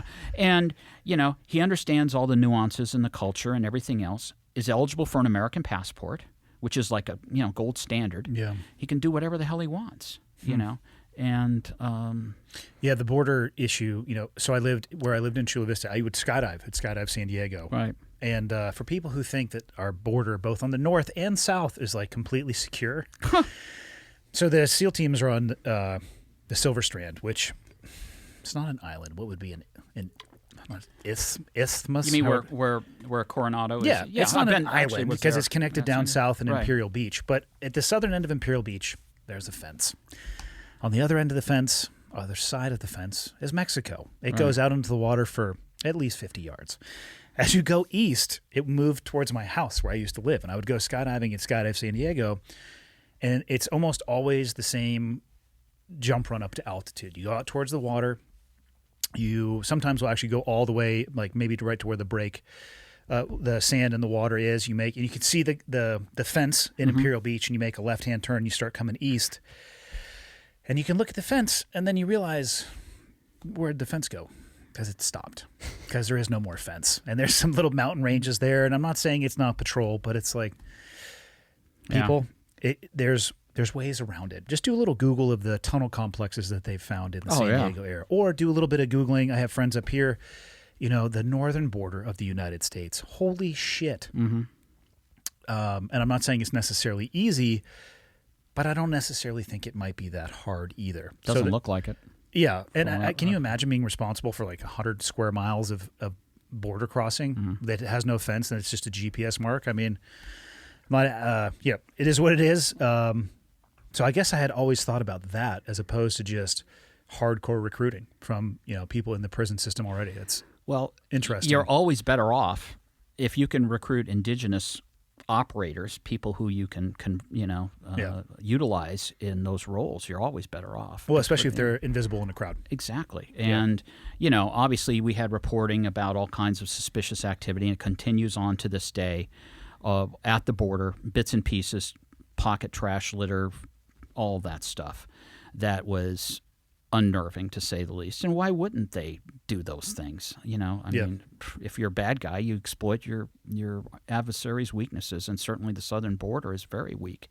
And if you're moving operatives from the Middle East through Mexico, I mean, they're going to fit in. They're going to look well. Yeah, and so it's pretty easy. I often wish that Pass Comitatus wasn't a thing. Well, that maybe we could get some targeting decks, in CONUS as opposed to CONUS. Yeah, well, don't think it's a good path to be on, but those are hopes and there dreams. There are so many things that I wish we could do that we probably yeah. So how long did you stay there at the task force? I retired in 2008, and retired from the Department of Justice, and a week later, I went to Northern Virginia and started training for this deployment that I did. How much of that are you able to talk about? That's all in the clear pretty much. I just don't. The training was nothing special. It was actually was great training. It was really really interesting training. Had some very very interesting people. And it was top notch. And we had 2 weeks of training. Basically, a lot of it had to do with, because we were almost all going to be embedded with the Army, so we had to learn Army stuff. What was your role going to be? Basically, my role was to be a embedded advisor for issues related to organized crime and counterterrorism. Overseas, though. Yes, yeah, embedded with the Army in Iraq. Some guys went to Afghanistan. I went to Iraq, and basically that's what we did. And we used because at that point in time in 2008, the war had morphed into a counterinsurgency law enforcement type situation where U.S. military had to work within the framework of the Iraqi criminal justice system and bring along IPs, and IAs, police and Army, on their hits and all of that stuff. Yeah. And which is probably a whole other kettle of fish. And so guys had to learn how to collect evidence. And, which was one of the things, like, you talk about throwing shit in a bag. No, that's literally what I did. Oh, no, I no doubt of it. I have no doubt of it. I saw Zero Dark 30. I know exactly what you're talking about. I mean, I would label what room it came from. Yeah, well, but see, that's more because, I mean, there were SOPs that said just get a duffel bag and throw all the shit in a duffel bag. Well, that's really great, except that, in this day and age where we had DNA labs, and all very sophisticated crime labs in country at Victory Base, and we're able to use that DNA to identify bomb makers and all of that shit. And if people are handling it and not recording it or not figuring out, it just screws everything up. Yeah. So that was one of my things was to assist with developing procedures to do that. Now, I'll tell you an interesting story about that. I went to a class that was put together by the Marine Corps, and while I was there to just kind of see what they were doing, and they had their shit together. And I think it was probably because a lot of these guys were police officers, were reservists. They knew how to do it. They knew how to collect, how to gather and handle evidence. Precisely, they really did. It was very impressive, and so I was trying to teach Big Army, how to do this, and also processing sniper scenes. It's like a shooting scene. You basically have to find the hide, and then you look for the evidence and try to identify the individual. Enemy sniper scenes. Yeah, precisely. And obviously when the scene's cold and everything's done, so that was another thing I did. And another thing was just like in the States or anywhere, follow the money. And so we developed a procedure for asset forfeiture, because, as you know, a lot of these bombs are nothing more than profit, designed for profit. A lot of them were payback, and a lot of them were basically for profit. There was a certain amount of money, I can't remember what it was, but it was a minuscule amount of money that it would cost to conduct an IED operation on whether it was, the coalition forces or some other asshole from another tribe that you wanted to kill. Yeah. And it was a profit deal, And so you take their money away. You find out who the source of the money is. You tell the guys to, the guys that go out and do a hit, you see all this money there. Instead of leaving it or photographing or whatever, seize it.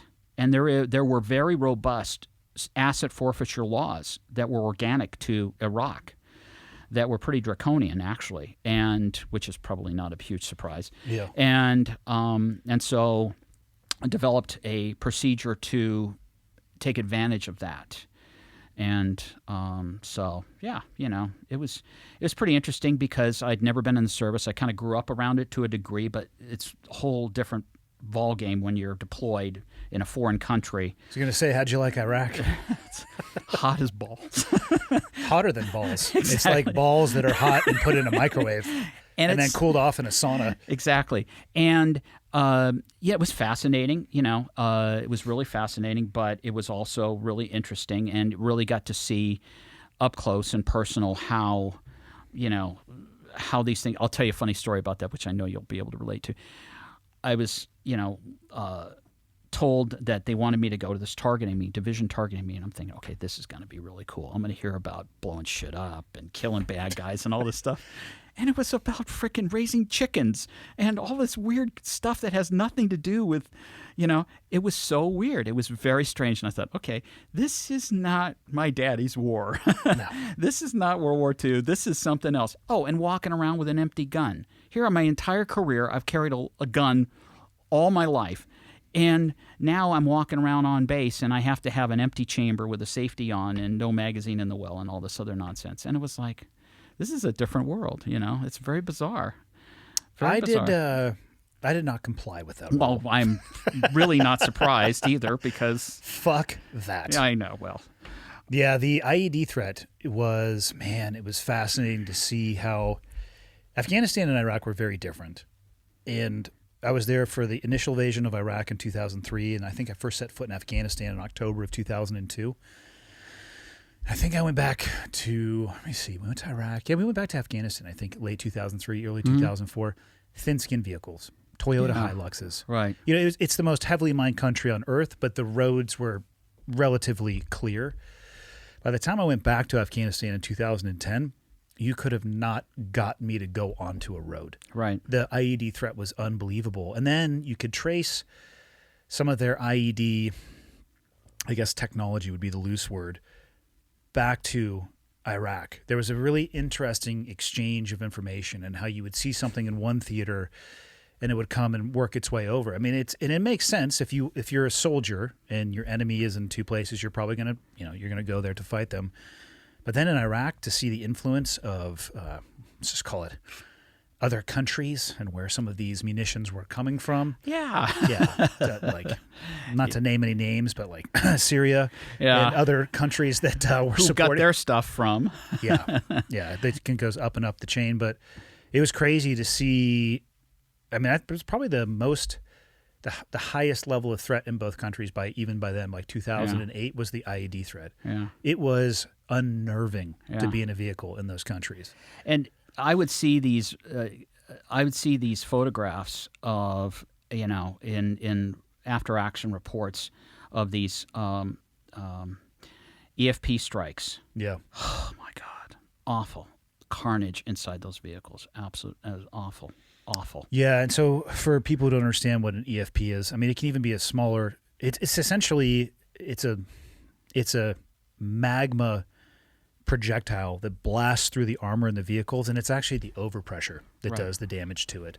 It's usually a conical shape, and it inverts that so it becomes an arrowhead on the way through, and it hits with such force that the explosive shock is one thing, but the overpressure caused by that as well is.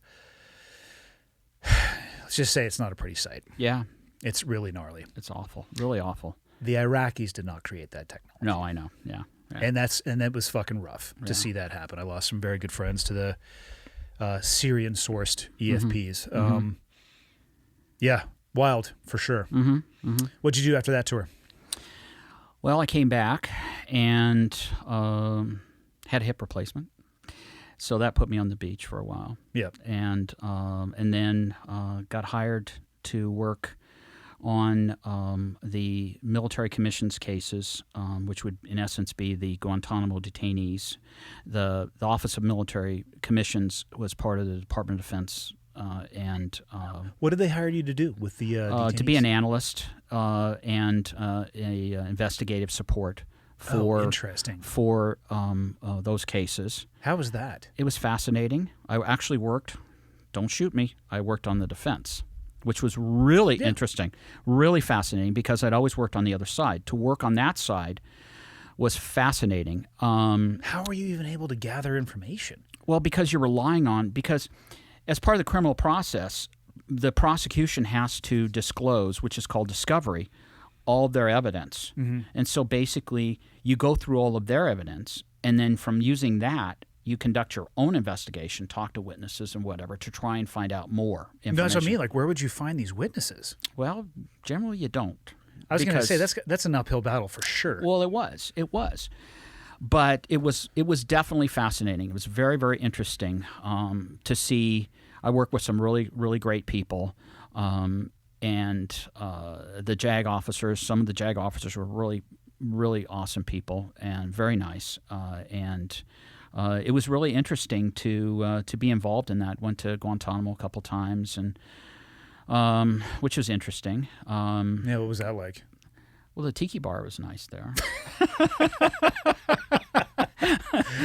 And we stayed in the BOQ. I'm never sure what's the windward and leeward because I wasn't in the Navy, so I don't know these things.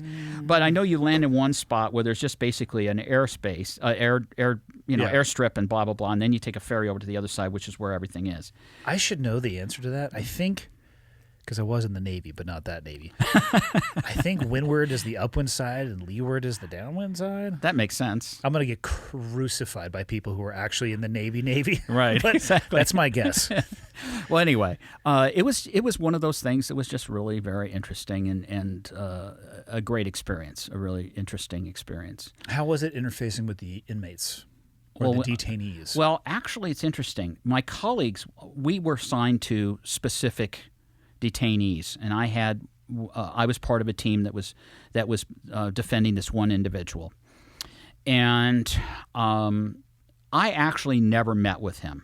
The other ones did, and I preferred not to because I wanted to basically have my own opinions and not be colored by meeting him and seeing how friendly or whatever he was, whatever his personality, how charismatic he was or whatever, because apparently he was sort of a sympathetic person in a way. And so I didn't really do that. But I interacted with the attorneys and we tried to find witnesses and, looked at the evidence, analyzed the evidence until my eyes were crossed trying to figure out what happened. And ultimately,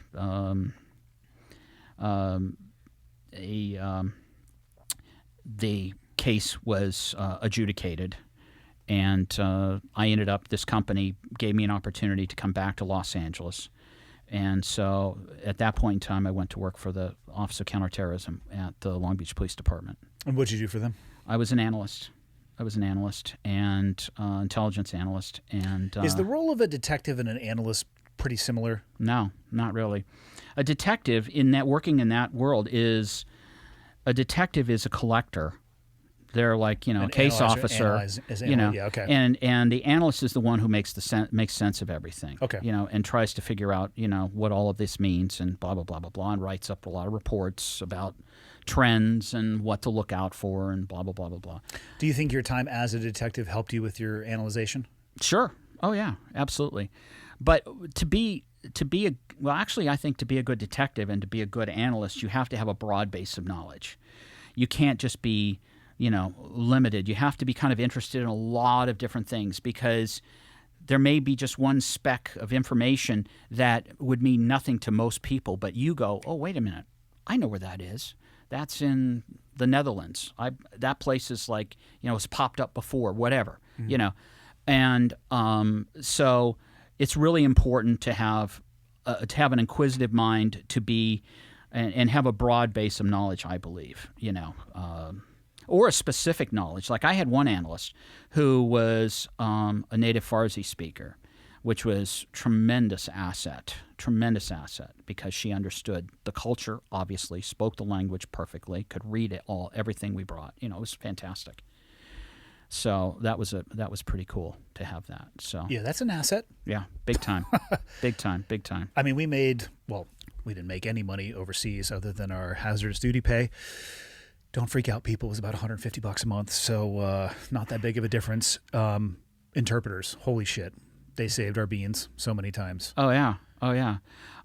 Interpreters are, especially for America overseas, in my estimation, our lack of understanding of the culture. Yeah. It was cataclysmic in terms of our ability to prosecute the war once the major hostilities had concluded, and now we are faced with pacification and reconstituting a government, blah, blah, blah, blah, blah. And I think it's kind of obvious that there was a lack of understanding of the culture in Iraq and what the prior history was, and who were the good guys and who were the bad guys, and all of those things. This is all, everybody knows this stuff who studied it for a while, that there's definitely, and certainly the interpreters are so important. Especially the trustworthy ones. Yeah. Oh, the vetted. Yeah, I forget what they were, Cat 1 or Cat 3, or I forget the terminology, but yeah, the difference between life and death sometimes. Whether picking up on local jargon, or a lot of the ones that we would source from the local areas, who would be able to, like, that person's out of place. And if you to give me $1 million and a million guesses, I wouldn't be able to pick out who looks like they're in the right place and who doesn't. But to them, it's just instantaneous. Right. Yeah, it's hard to actually describe the value from those people, and the impact that they had. Yeah, I mean that's a huge vulnerability. Yeah. I used to tell the guys that I was working with when I was over there, I said, next time, gentlemen, I vote we fight a war in Europe. They have wine. It's not so miserably hot. There are no dust storms. I mean, it's because and it's not such a foreign culture, unfortunately. Tell you what, it's hot as balls over there. Coldest I've ever been is in the desert. Yeah, I imagine. Yeah. I mean, because you get a 100-degree temperature swing between daytime high and nighttime low. Yeah, it's tough to pack for. Yeah, and sometimes I'm an idiot. I'm like, I don't need my jacket because we're only going to be out overnight. 2 days later, we're still out there. Yeah, and my hip flexors, I can't stand up straight from shivering so much. Yeah, I like to learn the hard way. Yeah, well, I think we all do from time to time. So, how long did you work in Long Beach?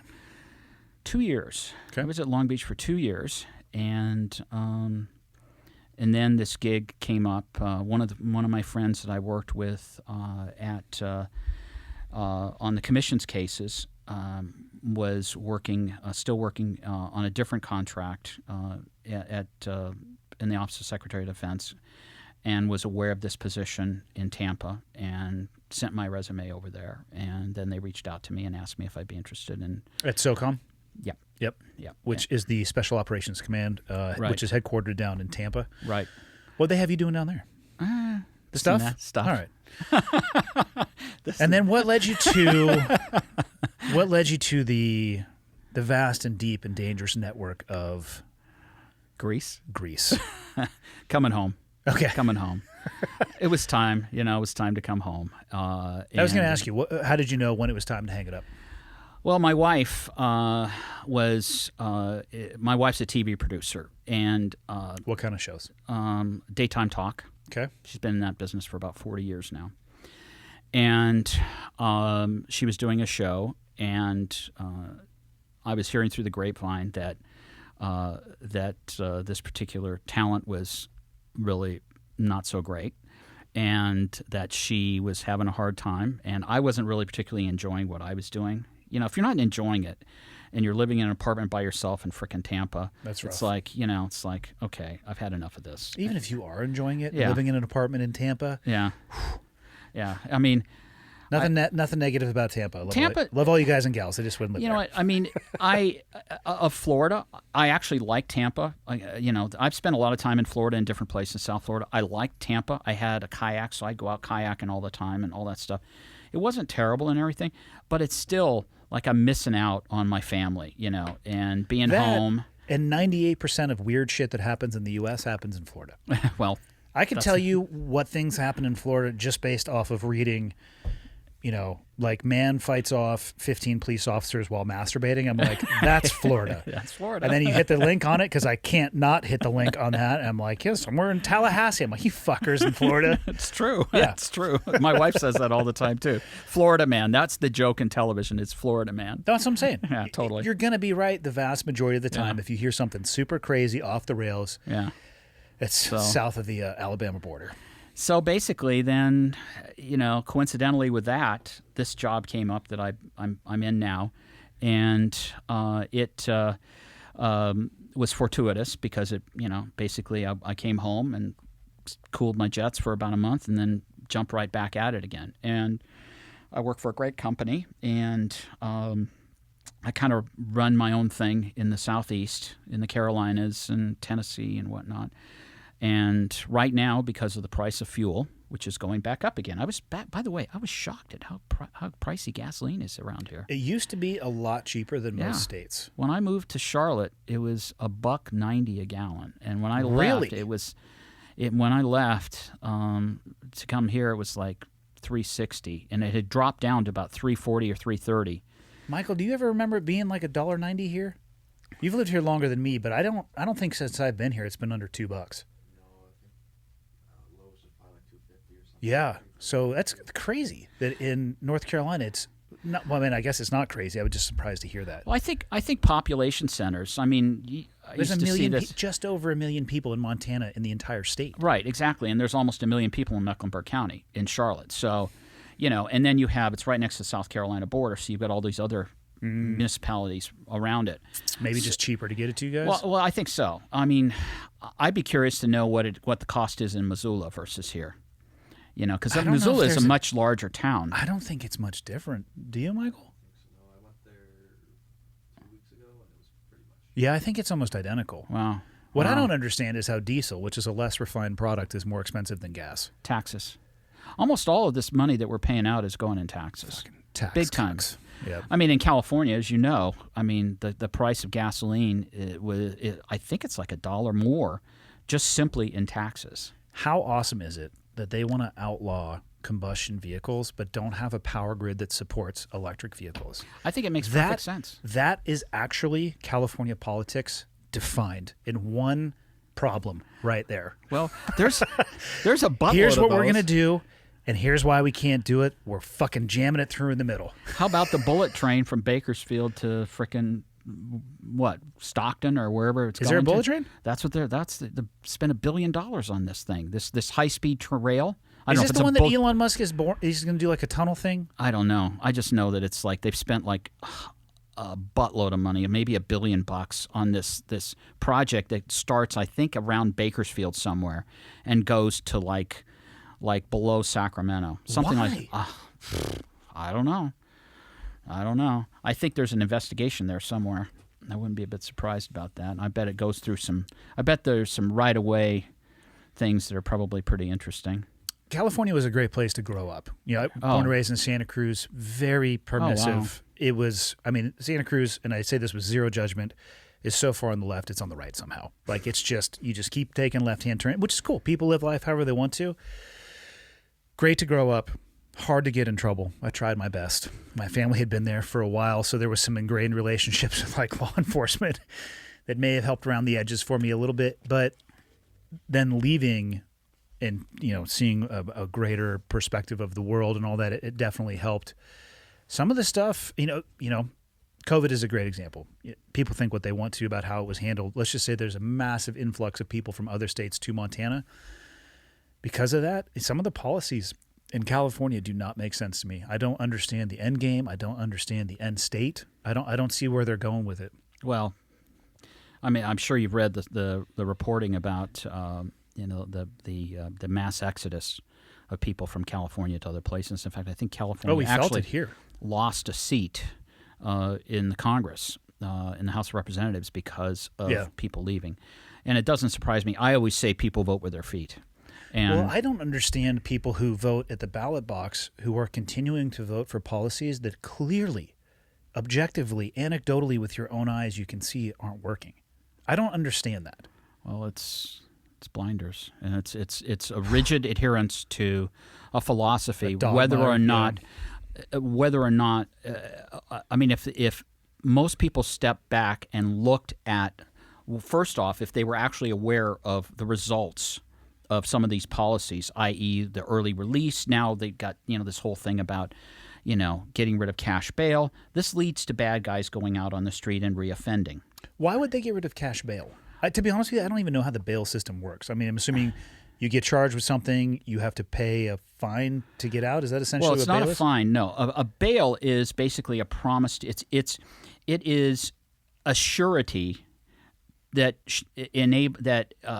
says I'm going to show up, or I'm going to be forfeiting this money. So you get it back if you do show up. Yes. Less probably some VIC, Yes. a fee of some kind. Well, yes. Well, what happens is people, depending on the amount of the bond and the assets available to the offender, they go to a bail bondsman, and a bail bondsman, in essence, kind of issues an insurance policy. The defendant, posts, I think, 10% of the value of the bond, and like $100,000, $10,000 or whatever, and they post, like, maybe they'll have their title to the house or the car or whatever as surety, and if they abscond, then a warrant is issued for the rest, and the bail is forfeited. Which is how you get these bail enforcement guys running around. That's what they're doing. They're the bounty hunter. Exactly like that. Exactly like that. Yeah, I've worked with a few of those guys over the years. Sometimes they're Imagine interesting. they're hit or miss, to say They it are politely. Yeah, pretty much. But fuck, if they get the right people, they're probably making a killing on their fee. Well, they're doing a job that would fall to law enforcement to do. So there is that. It's positive. Somebody else would have to go out and track this guy down. So they're going out and doing that, and they're obviously doing it for profit. So there is that. But yeah, that's kind of how it works. And so if you get rid of that system, basically then, in essence, you are utilizing what's called the OR, the own recognizance, which is basically nothing more than a ticket. You're basically, somebody's just saying, hey, I'll be there, but I'm not going to put any skin in the game. If you're booked, say for instance you're booked for DUI, okay? A chip dewey. A chippy deuce. Yeah, chippy deuce. There you go. You blow a 1. That's one, Michael.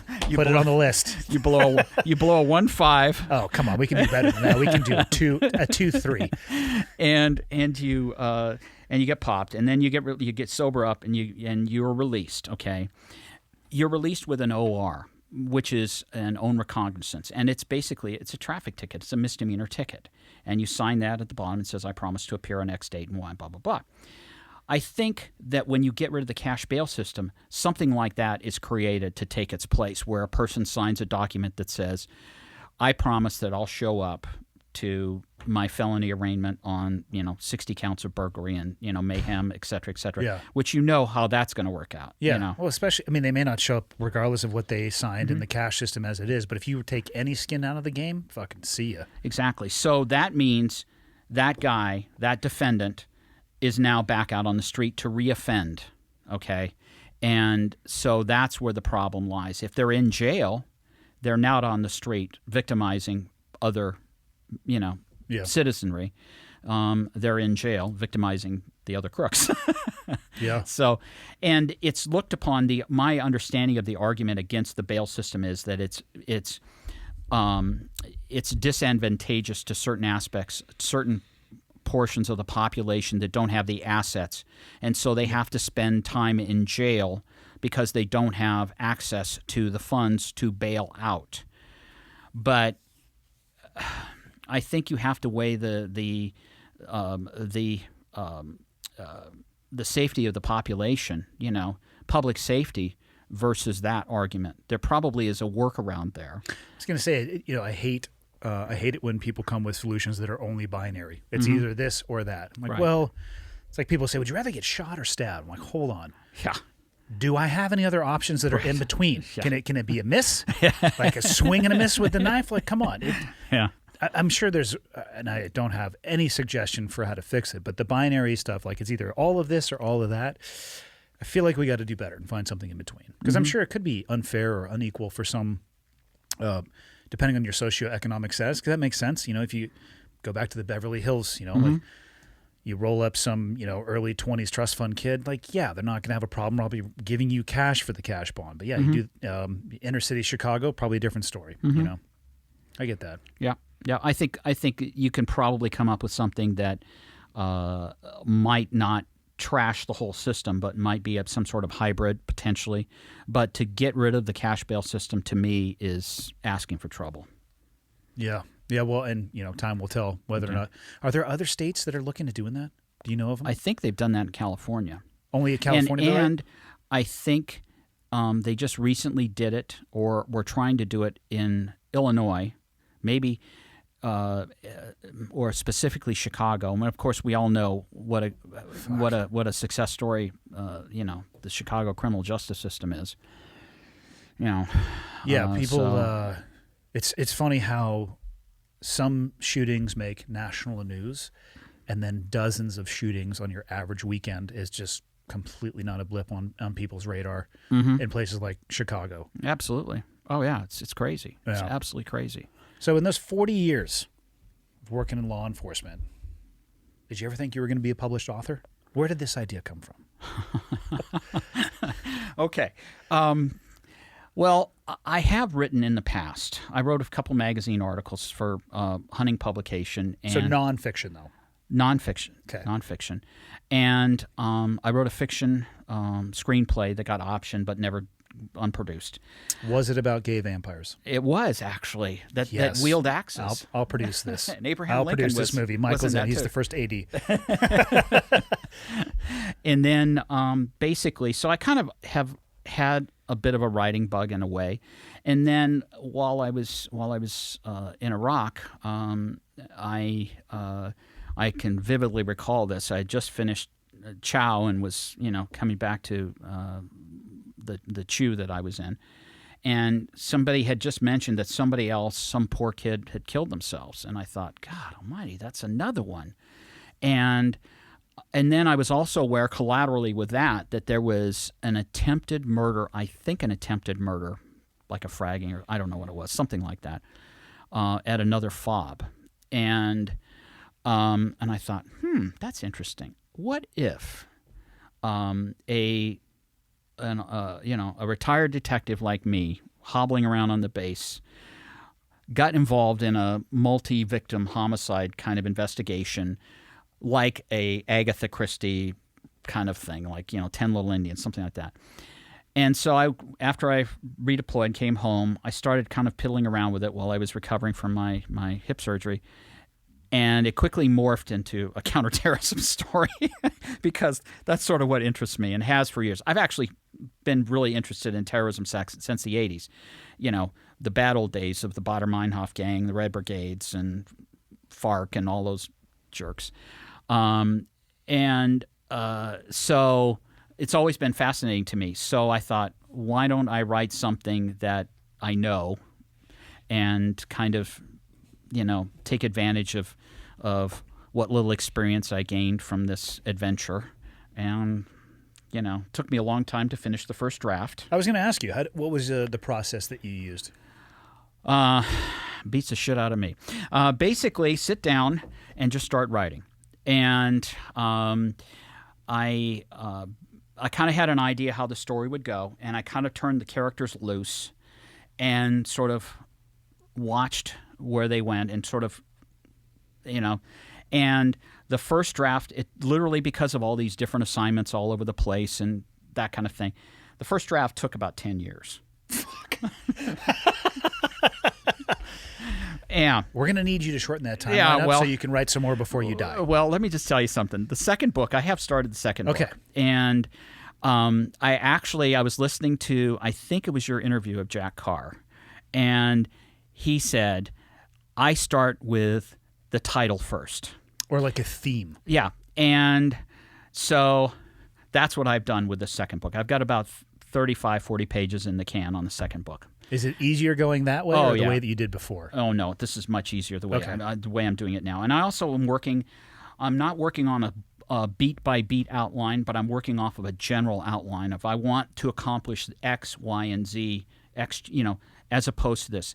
And I still have, because I think I write better if I do use the technique of turning the characters loose to see what they do, because I know the characters in my head really well. And so, and that's kind of what happened. And then from that point, it took another probably 3 years, 2 or 3 years of going back and forth with editing and all of these different things. I mean, the original manuscript, this manuscript here is 92,000 words. The original manuscript was 98,000 words. So I basically cut and really mercilessly cut a lot of stuff because I was getting feedback from beta readers, editors that I would hire to go through it and everything. So, so that's sort of the process. And then from there, I got an agent, and a great guy, really awesome guy. Coincidentally with that, he had a brother who was in Iraq and was either a lieutenant general or major general, and his name was Mike, which was funny because that's what my character's brother's name is, Mike. It was a very strange coincidence. And anyway, he started, we went back and forth, got some notes from him, did some more polish, and just before he was going to go out with it, he had ideas about, he wanted to develop, because he came from television, so he wanted to do either, a miniseries or, Netflix, Amazon, whatever. And he passed away. Sure. And we were in London for our son's wedding, and we get this message that, he passed away, and we're like, oh, my God. So from that point on, I kind of had to go back and retool. And then it was another year or so of trying to get another agent. It's very difficult to do, extremely difficult to do. And then from that, getting a publisher and then getting it to this point. It's a tough road. And the work, the work really never ends. I mean, when you write, I always tell people, when you write the end, which, by the way, doesn't appear in the book. I was so disappointed when I looked at the manuscript after it had been, laid out and everything. It's like, where's the end? Where the hell is it? I typed the end. It was so satisfying to type the end. I was sitting in a hotel room in Lawton, Oklahoma, because my nephew was graduating from basic at Fort Sill, and I typed that last chapter and a half there, and I was like blazing away, man. I was just like a machine gun, just burning up. It was really, I was in the zone. And I typed the end, and I was like, oh, my God, it was fantastic. And the savages took it from you. They took it from me. But that's really when the work begins. My publisher is a small publisher, so I have to do a lot of the promotion and all that stuff myself. And so it's a lot of work, And what's the book about? Let's do some promotion right now. Okay. Well, it's about a retired LAPD detective lieutenant. All right, first feedback. You got to start with the name of the book. Oh, thank you. See, I told you I'm an FNG at this stuff. There you go. Anyway, Check this out. It's called Outside the Wire. I love this. I'm so proud of this cover. I think they did an amazing job on this cover. Basically, the book is about a retired LAPD detective lieutenant who worked in Major Crimes Division, so he has a background in counterterrorism, doing a job similar to what I was doing. And he starts out looking kind of casually at the death of an interpreter on base that was suspicious, and he becomes friends, in quotes, with a very attractive Army major who happens to be a physician. Scandalous. This would never happen. It never happened. General Order Number 1. Not supposed to happen. Rubbish. Which one is the general order where you're not supposed to be drinking either? That's the same one, I Yeah. believe. Good luck with that shit. Anyway, so he basically is involved with her, and he kind of work to unravel this murder investigation, and that morphs into something much, much bigger involving individuals on the base who have penetrated the base and are cooperating with the bad guys. And youthful hijinks ensue. And it just sort of... Is Mike going to be an enduring character for you? Yes, actually, Mike will retire. Okay. Mike will retire. Actually, he has retired in this draft. He's retired. Nancy is now, who is the physician, I need to say she's the physician, Dr. Nancy Weaver. She's now a lieutenant colonel in the National Guard as a medical officer. And Rick, who is the lead protagonist, is doing private security work for an airline. And a couple of the other guys, a couple of my favorite characters, the two LAPD guys in the third act of the book, Danny Hernandez and Larry Clark, are coming back.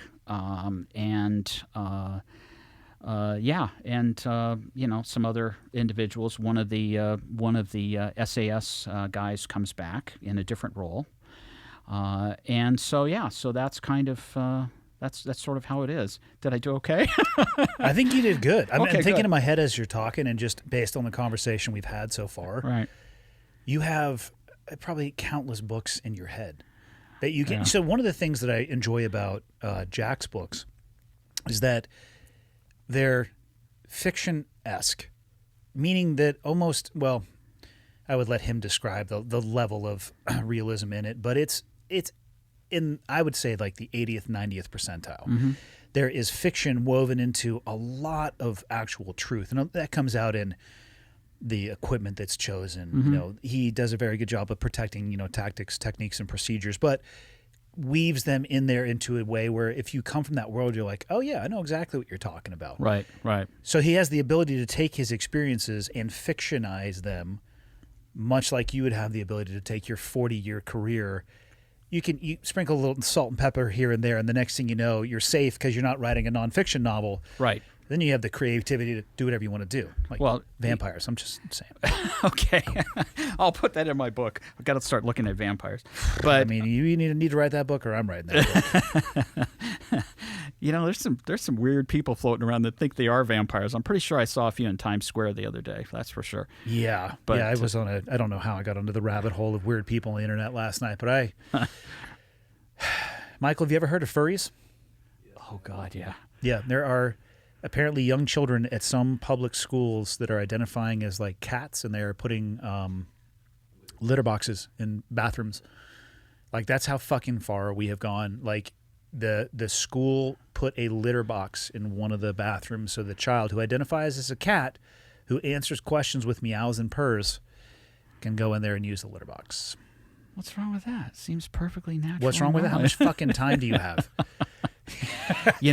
Everything is wrong with that. To me, it just seems like people have thrown out good old-fashioned common sense completely and just substituted it with a bunch of gobbledygook that is I just can't rubbish. figure out the end state. Like, where does that go? Like, that person, I know nothing about the person. I actually know very little about the story, but that I believe it was a young girl. But let's just say that young person. What does that look like as they get older? At what point in time are they going to bounce up with the objective reality that the world, the greater world, doesn't give a fuck whether or not you think you're a cat or not, because you're not. So we're going to lie to this young person until like what age? Like, at what point is this like, no, this has gone too far? Or are there people out there who believe that it can never go too far? Like, what's the end state? You know what I mean? I don't know the end state of any of this shit. Well, I think what you just said about there are people out there that don't believe that there are any limits to this. How's that it's sort of like, what kind of weird bubble are you living in to think that that's possible? Well, I think it's people who have lost, who maybe never lived in the real world, or are so insulated, maybe in the academic world or some other place, in that just seem to, because like you said, what does that person do? How does that person function in the world? And then the rest of the world doesn't buy into this stuff. I mean, they really don't. I mean, Europe, they don't really buy into this stuff. You know, there are certain things that they're really liberal on, but then there are other things they're like going, what the hell are you talking about? Yeah, you're out of your mind. Yeah, exactly. Why do you Americans do this stuff? This is crazy. And I don't know. I don't know what the end is, but I want to know who's that person who's changing the kitty litter. That's pretty Probably bad. the janitor. That's pretty bad. No, it's terrible. The whole concept of it is unbelievable because there's so many layers to that. The parents not drawing a line in the sand. The school administration. You know what I mean? Like it's not like there's just a person saying, "Hey, we have to tolerate this." There's a bunch of people. That onion has got many layers. Mm-hmm. I don't know. I have concerns for sure. And all of those people who are there being supportive of that. And again, live your life however you want to live. I'm most concerned with the person who right now thinks that they're a cat and is going to realize later on in life, like, it's just not going to work itself out. And you're going to need to probably start over and you're going to be well behind the power curve. I have more concern for that person. Absolutely. But I have a lot of concern for those who are enabling and facilitating that as well. It's one of the head scratchers for me. Well, it's definitely all of that for sure. I mean, I'm not even sure there are words to describe how insane, how off base it is. And like you said, the real tragedy is the people who, you know, are in the students, whatever, who are encouraged to follow this mindset, and then when the real world hits, what are they going to do? You know, I don't know. I really don't know. It's why I say I'm curious about the end state and what it looks like in 5 years, what it looks like in 10 years. What would it look like for a collective amount of people just to be like, no, stop. Like, we're not going to do this. To actually stop and hold their... I understand people being afraid of being piled on and being canceled and all of those things. And I don't think anybody should be bigoted. And I think people should be able to live their life however you want to. And if people want to identify as a fucking kettle pot, like, go ahead, but don't expect me to participate in, you know, you want to feel that way, you can feel that way, but I have the right to feel the way that I want to feel, you know, like it's a deeper conversation. I just, what would it take for people to actually dig their toes in the line in the sand and push back on that narrative to the point where that narrative retreats as opposed to still continuing to gain momentum? Well, I think we're starting to see that with you know, and perhaps it's in some cases it may be a knee-jerk reaction the other way, but I think parents, a lot of time, you know, you're starting to see reporting on parents trying to, you know, take back control of the schools, and there has to be a middle ground. Yeah, I don't think it's a bad thing. It should be a symbiotic relationship, not a dictatorial relationship. Right. Exactly. We hire educational professionals to do a job, and you know, like in any job, you were responsible to somebody, right? Yeah. And the president of the United States is responsible to the voters. The school and the school board are responsible to the voters, and there's nothing wrong with that. That's the way the system works. That's the way any system works. You know, there's always a boss, and I think that parents have a right to hear them, to be heard on these issues. I think educational professionals we hire them because they know more about education than we do, so we need to listen to them too. So I think there needs to be a middle ground here, you know, because these things always lead to knee-jerk reactions on one side or the other, and those are never productive. Yeah, you know. What advice would you give to somebody looking at pursuing a career in law enforcement?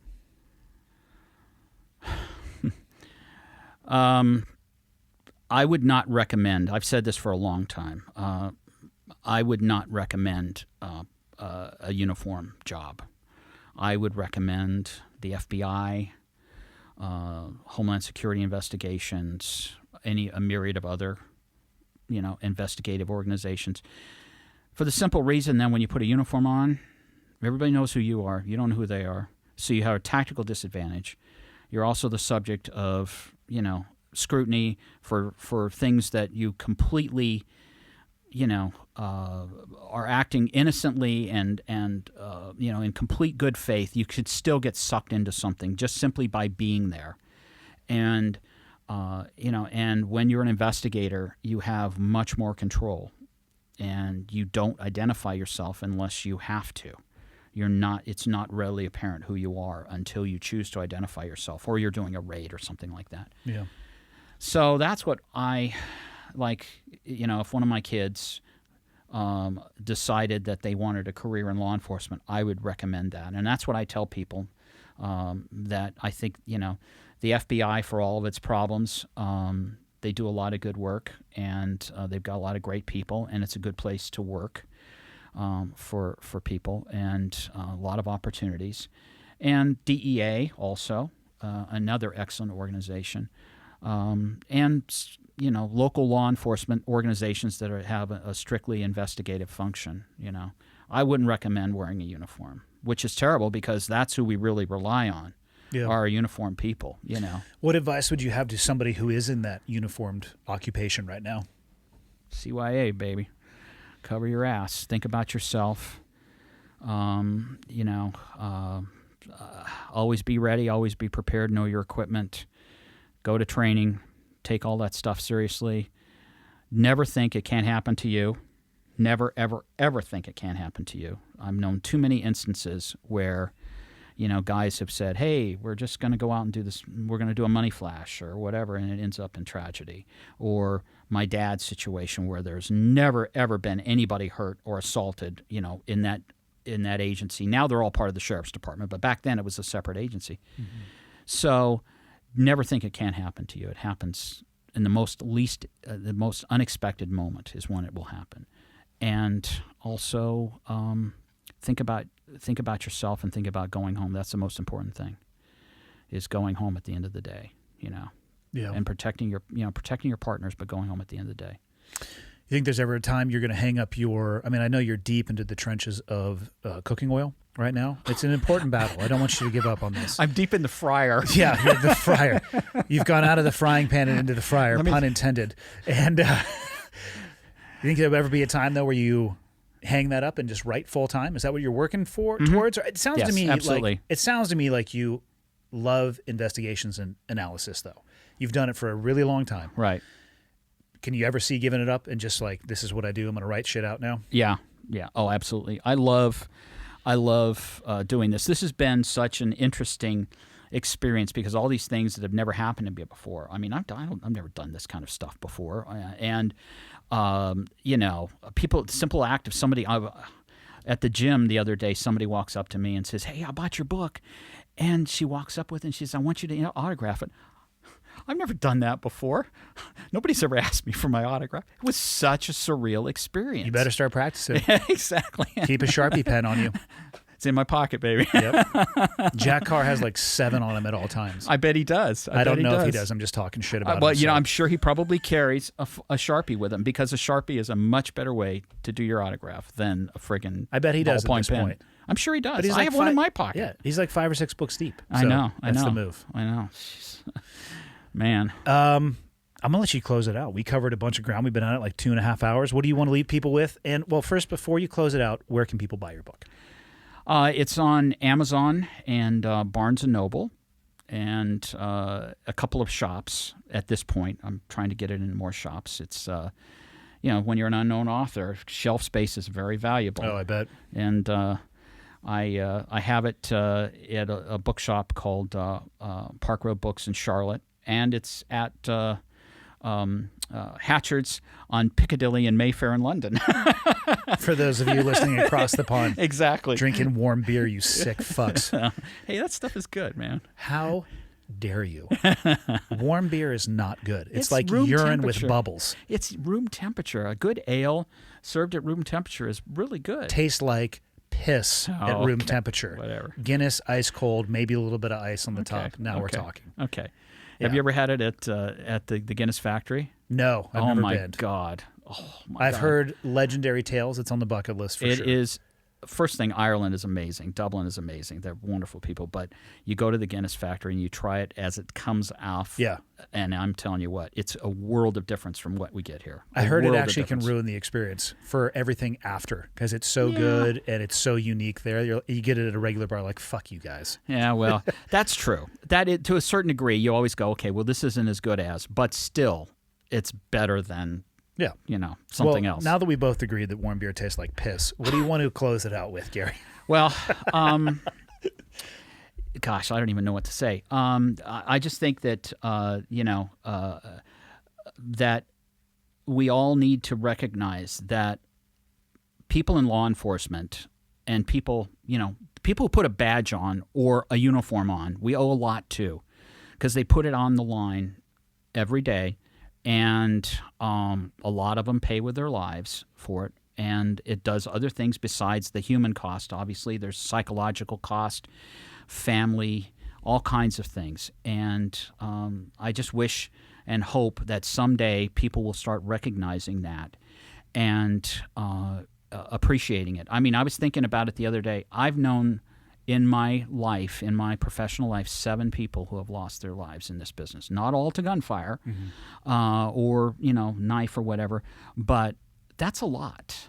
That's a lot, and they're probably, other than, your profession, they're probably not a lot of other, and I talked to other guys, and that was not that uncommon, 5 guys, 6 guys.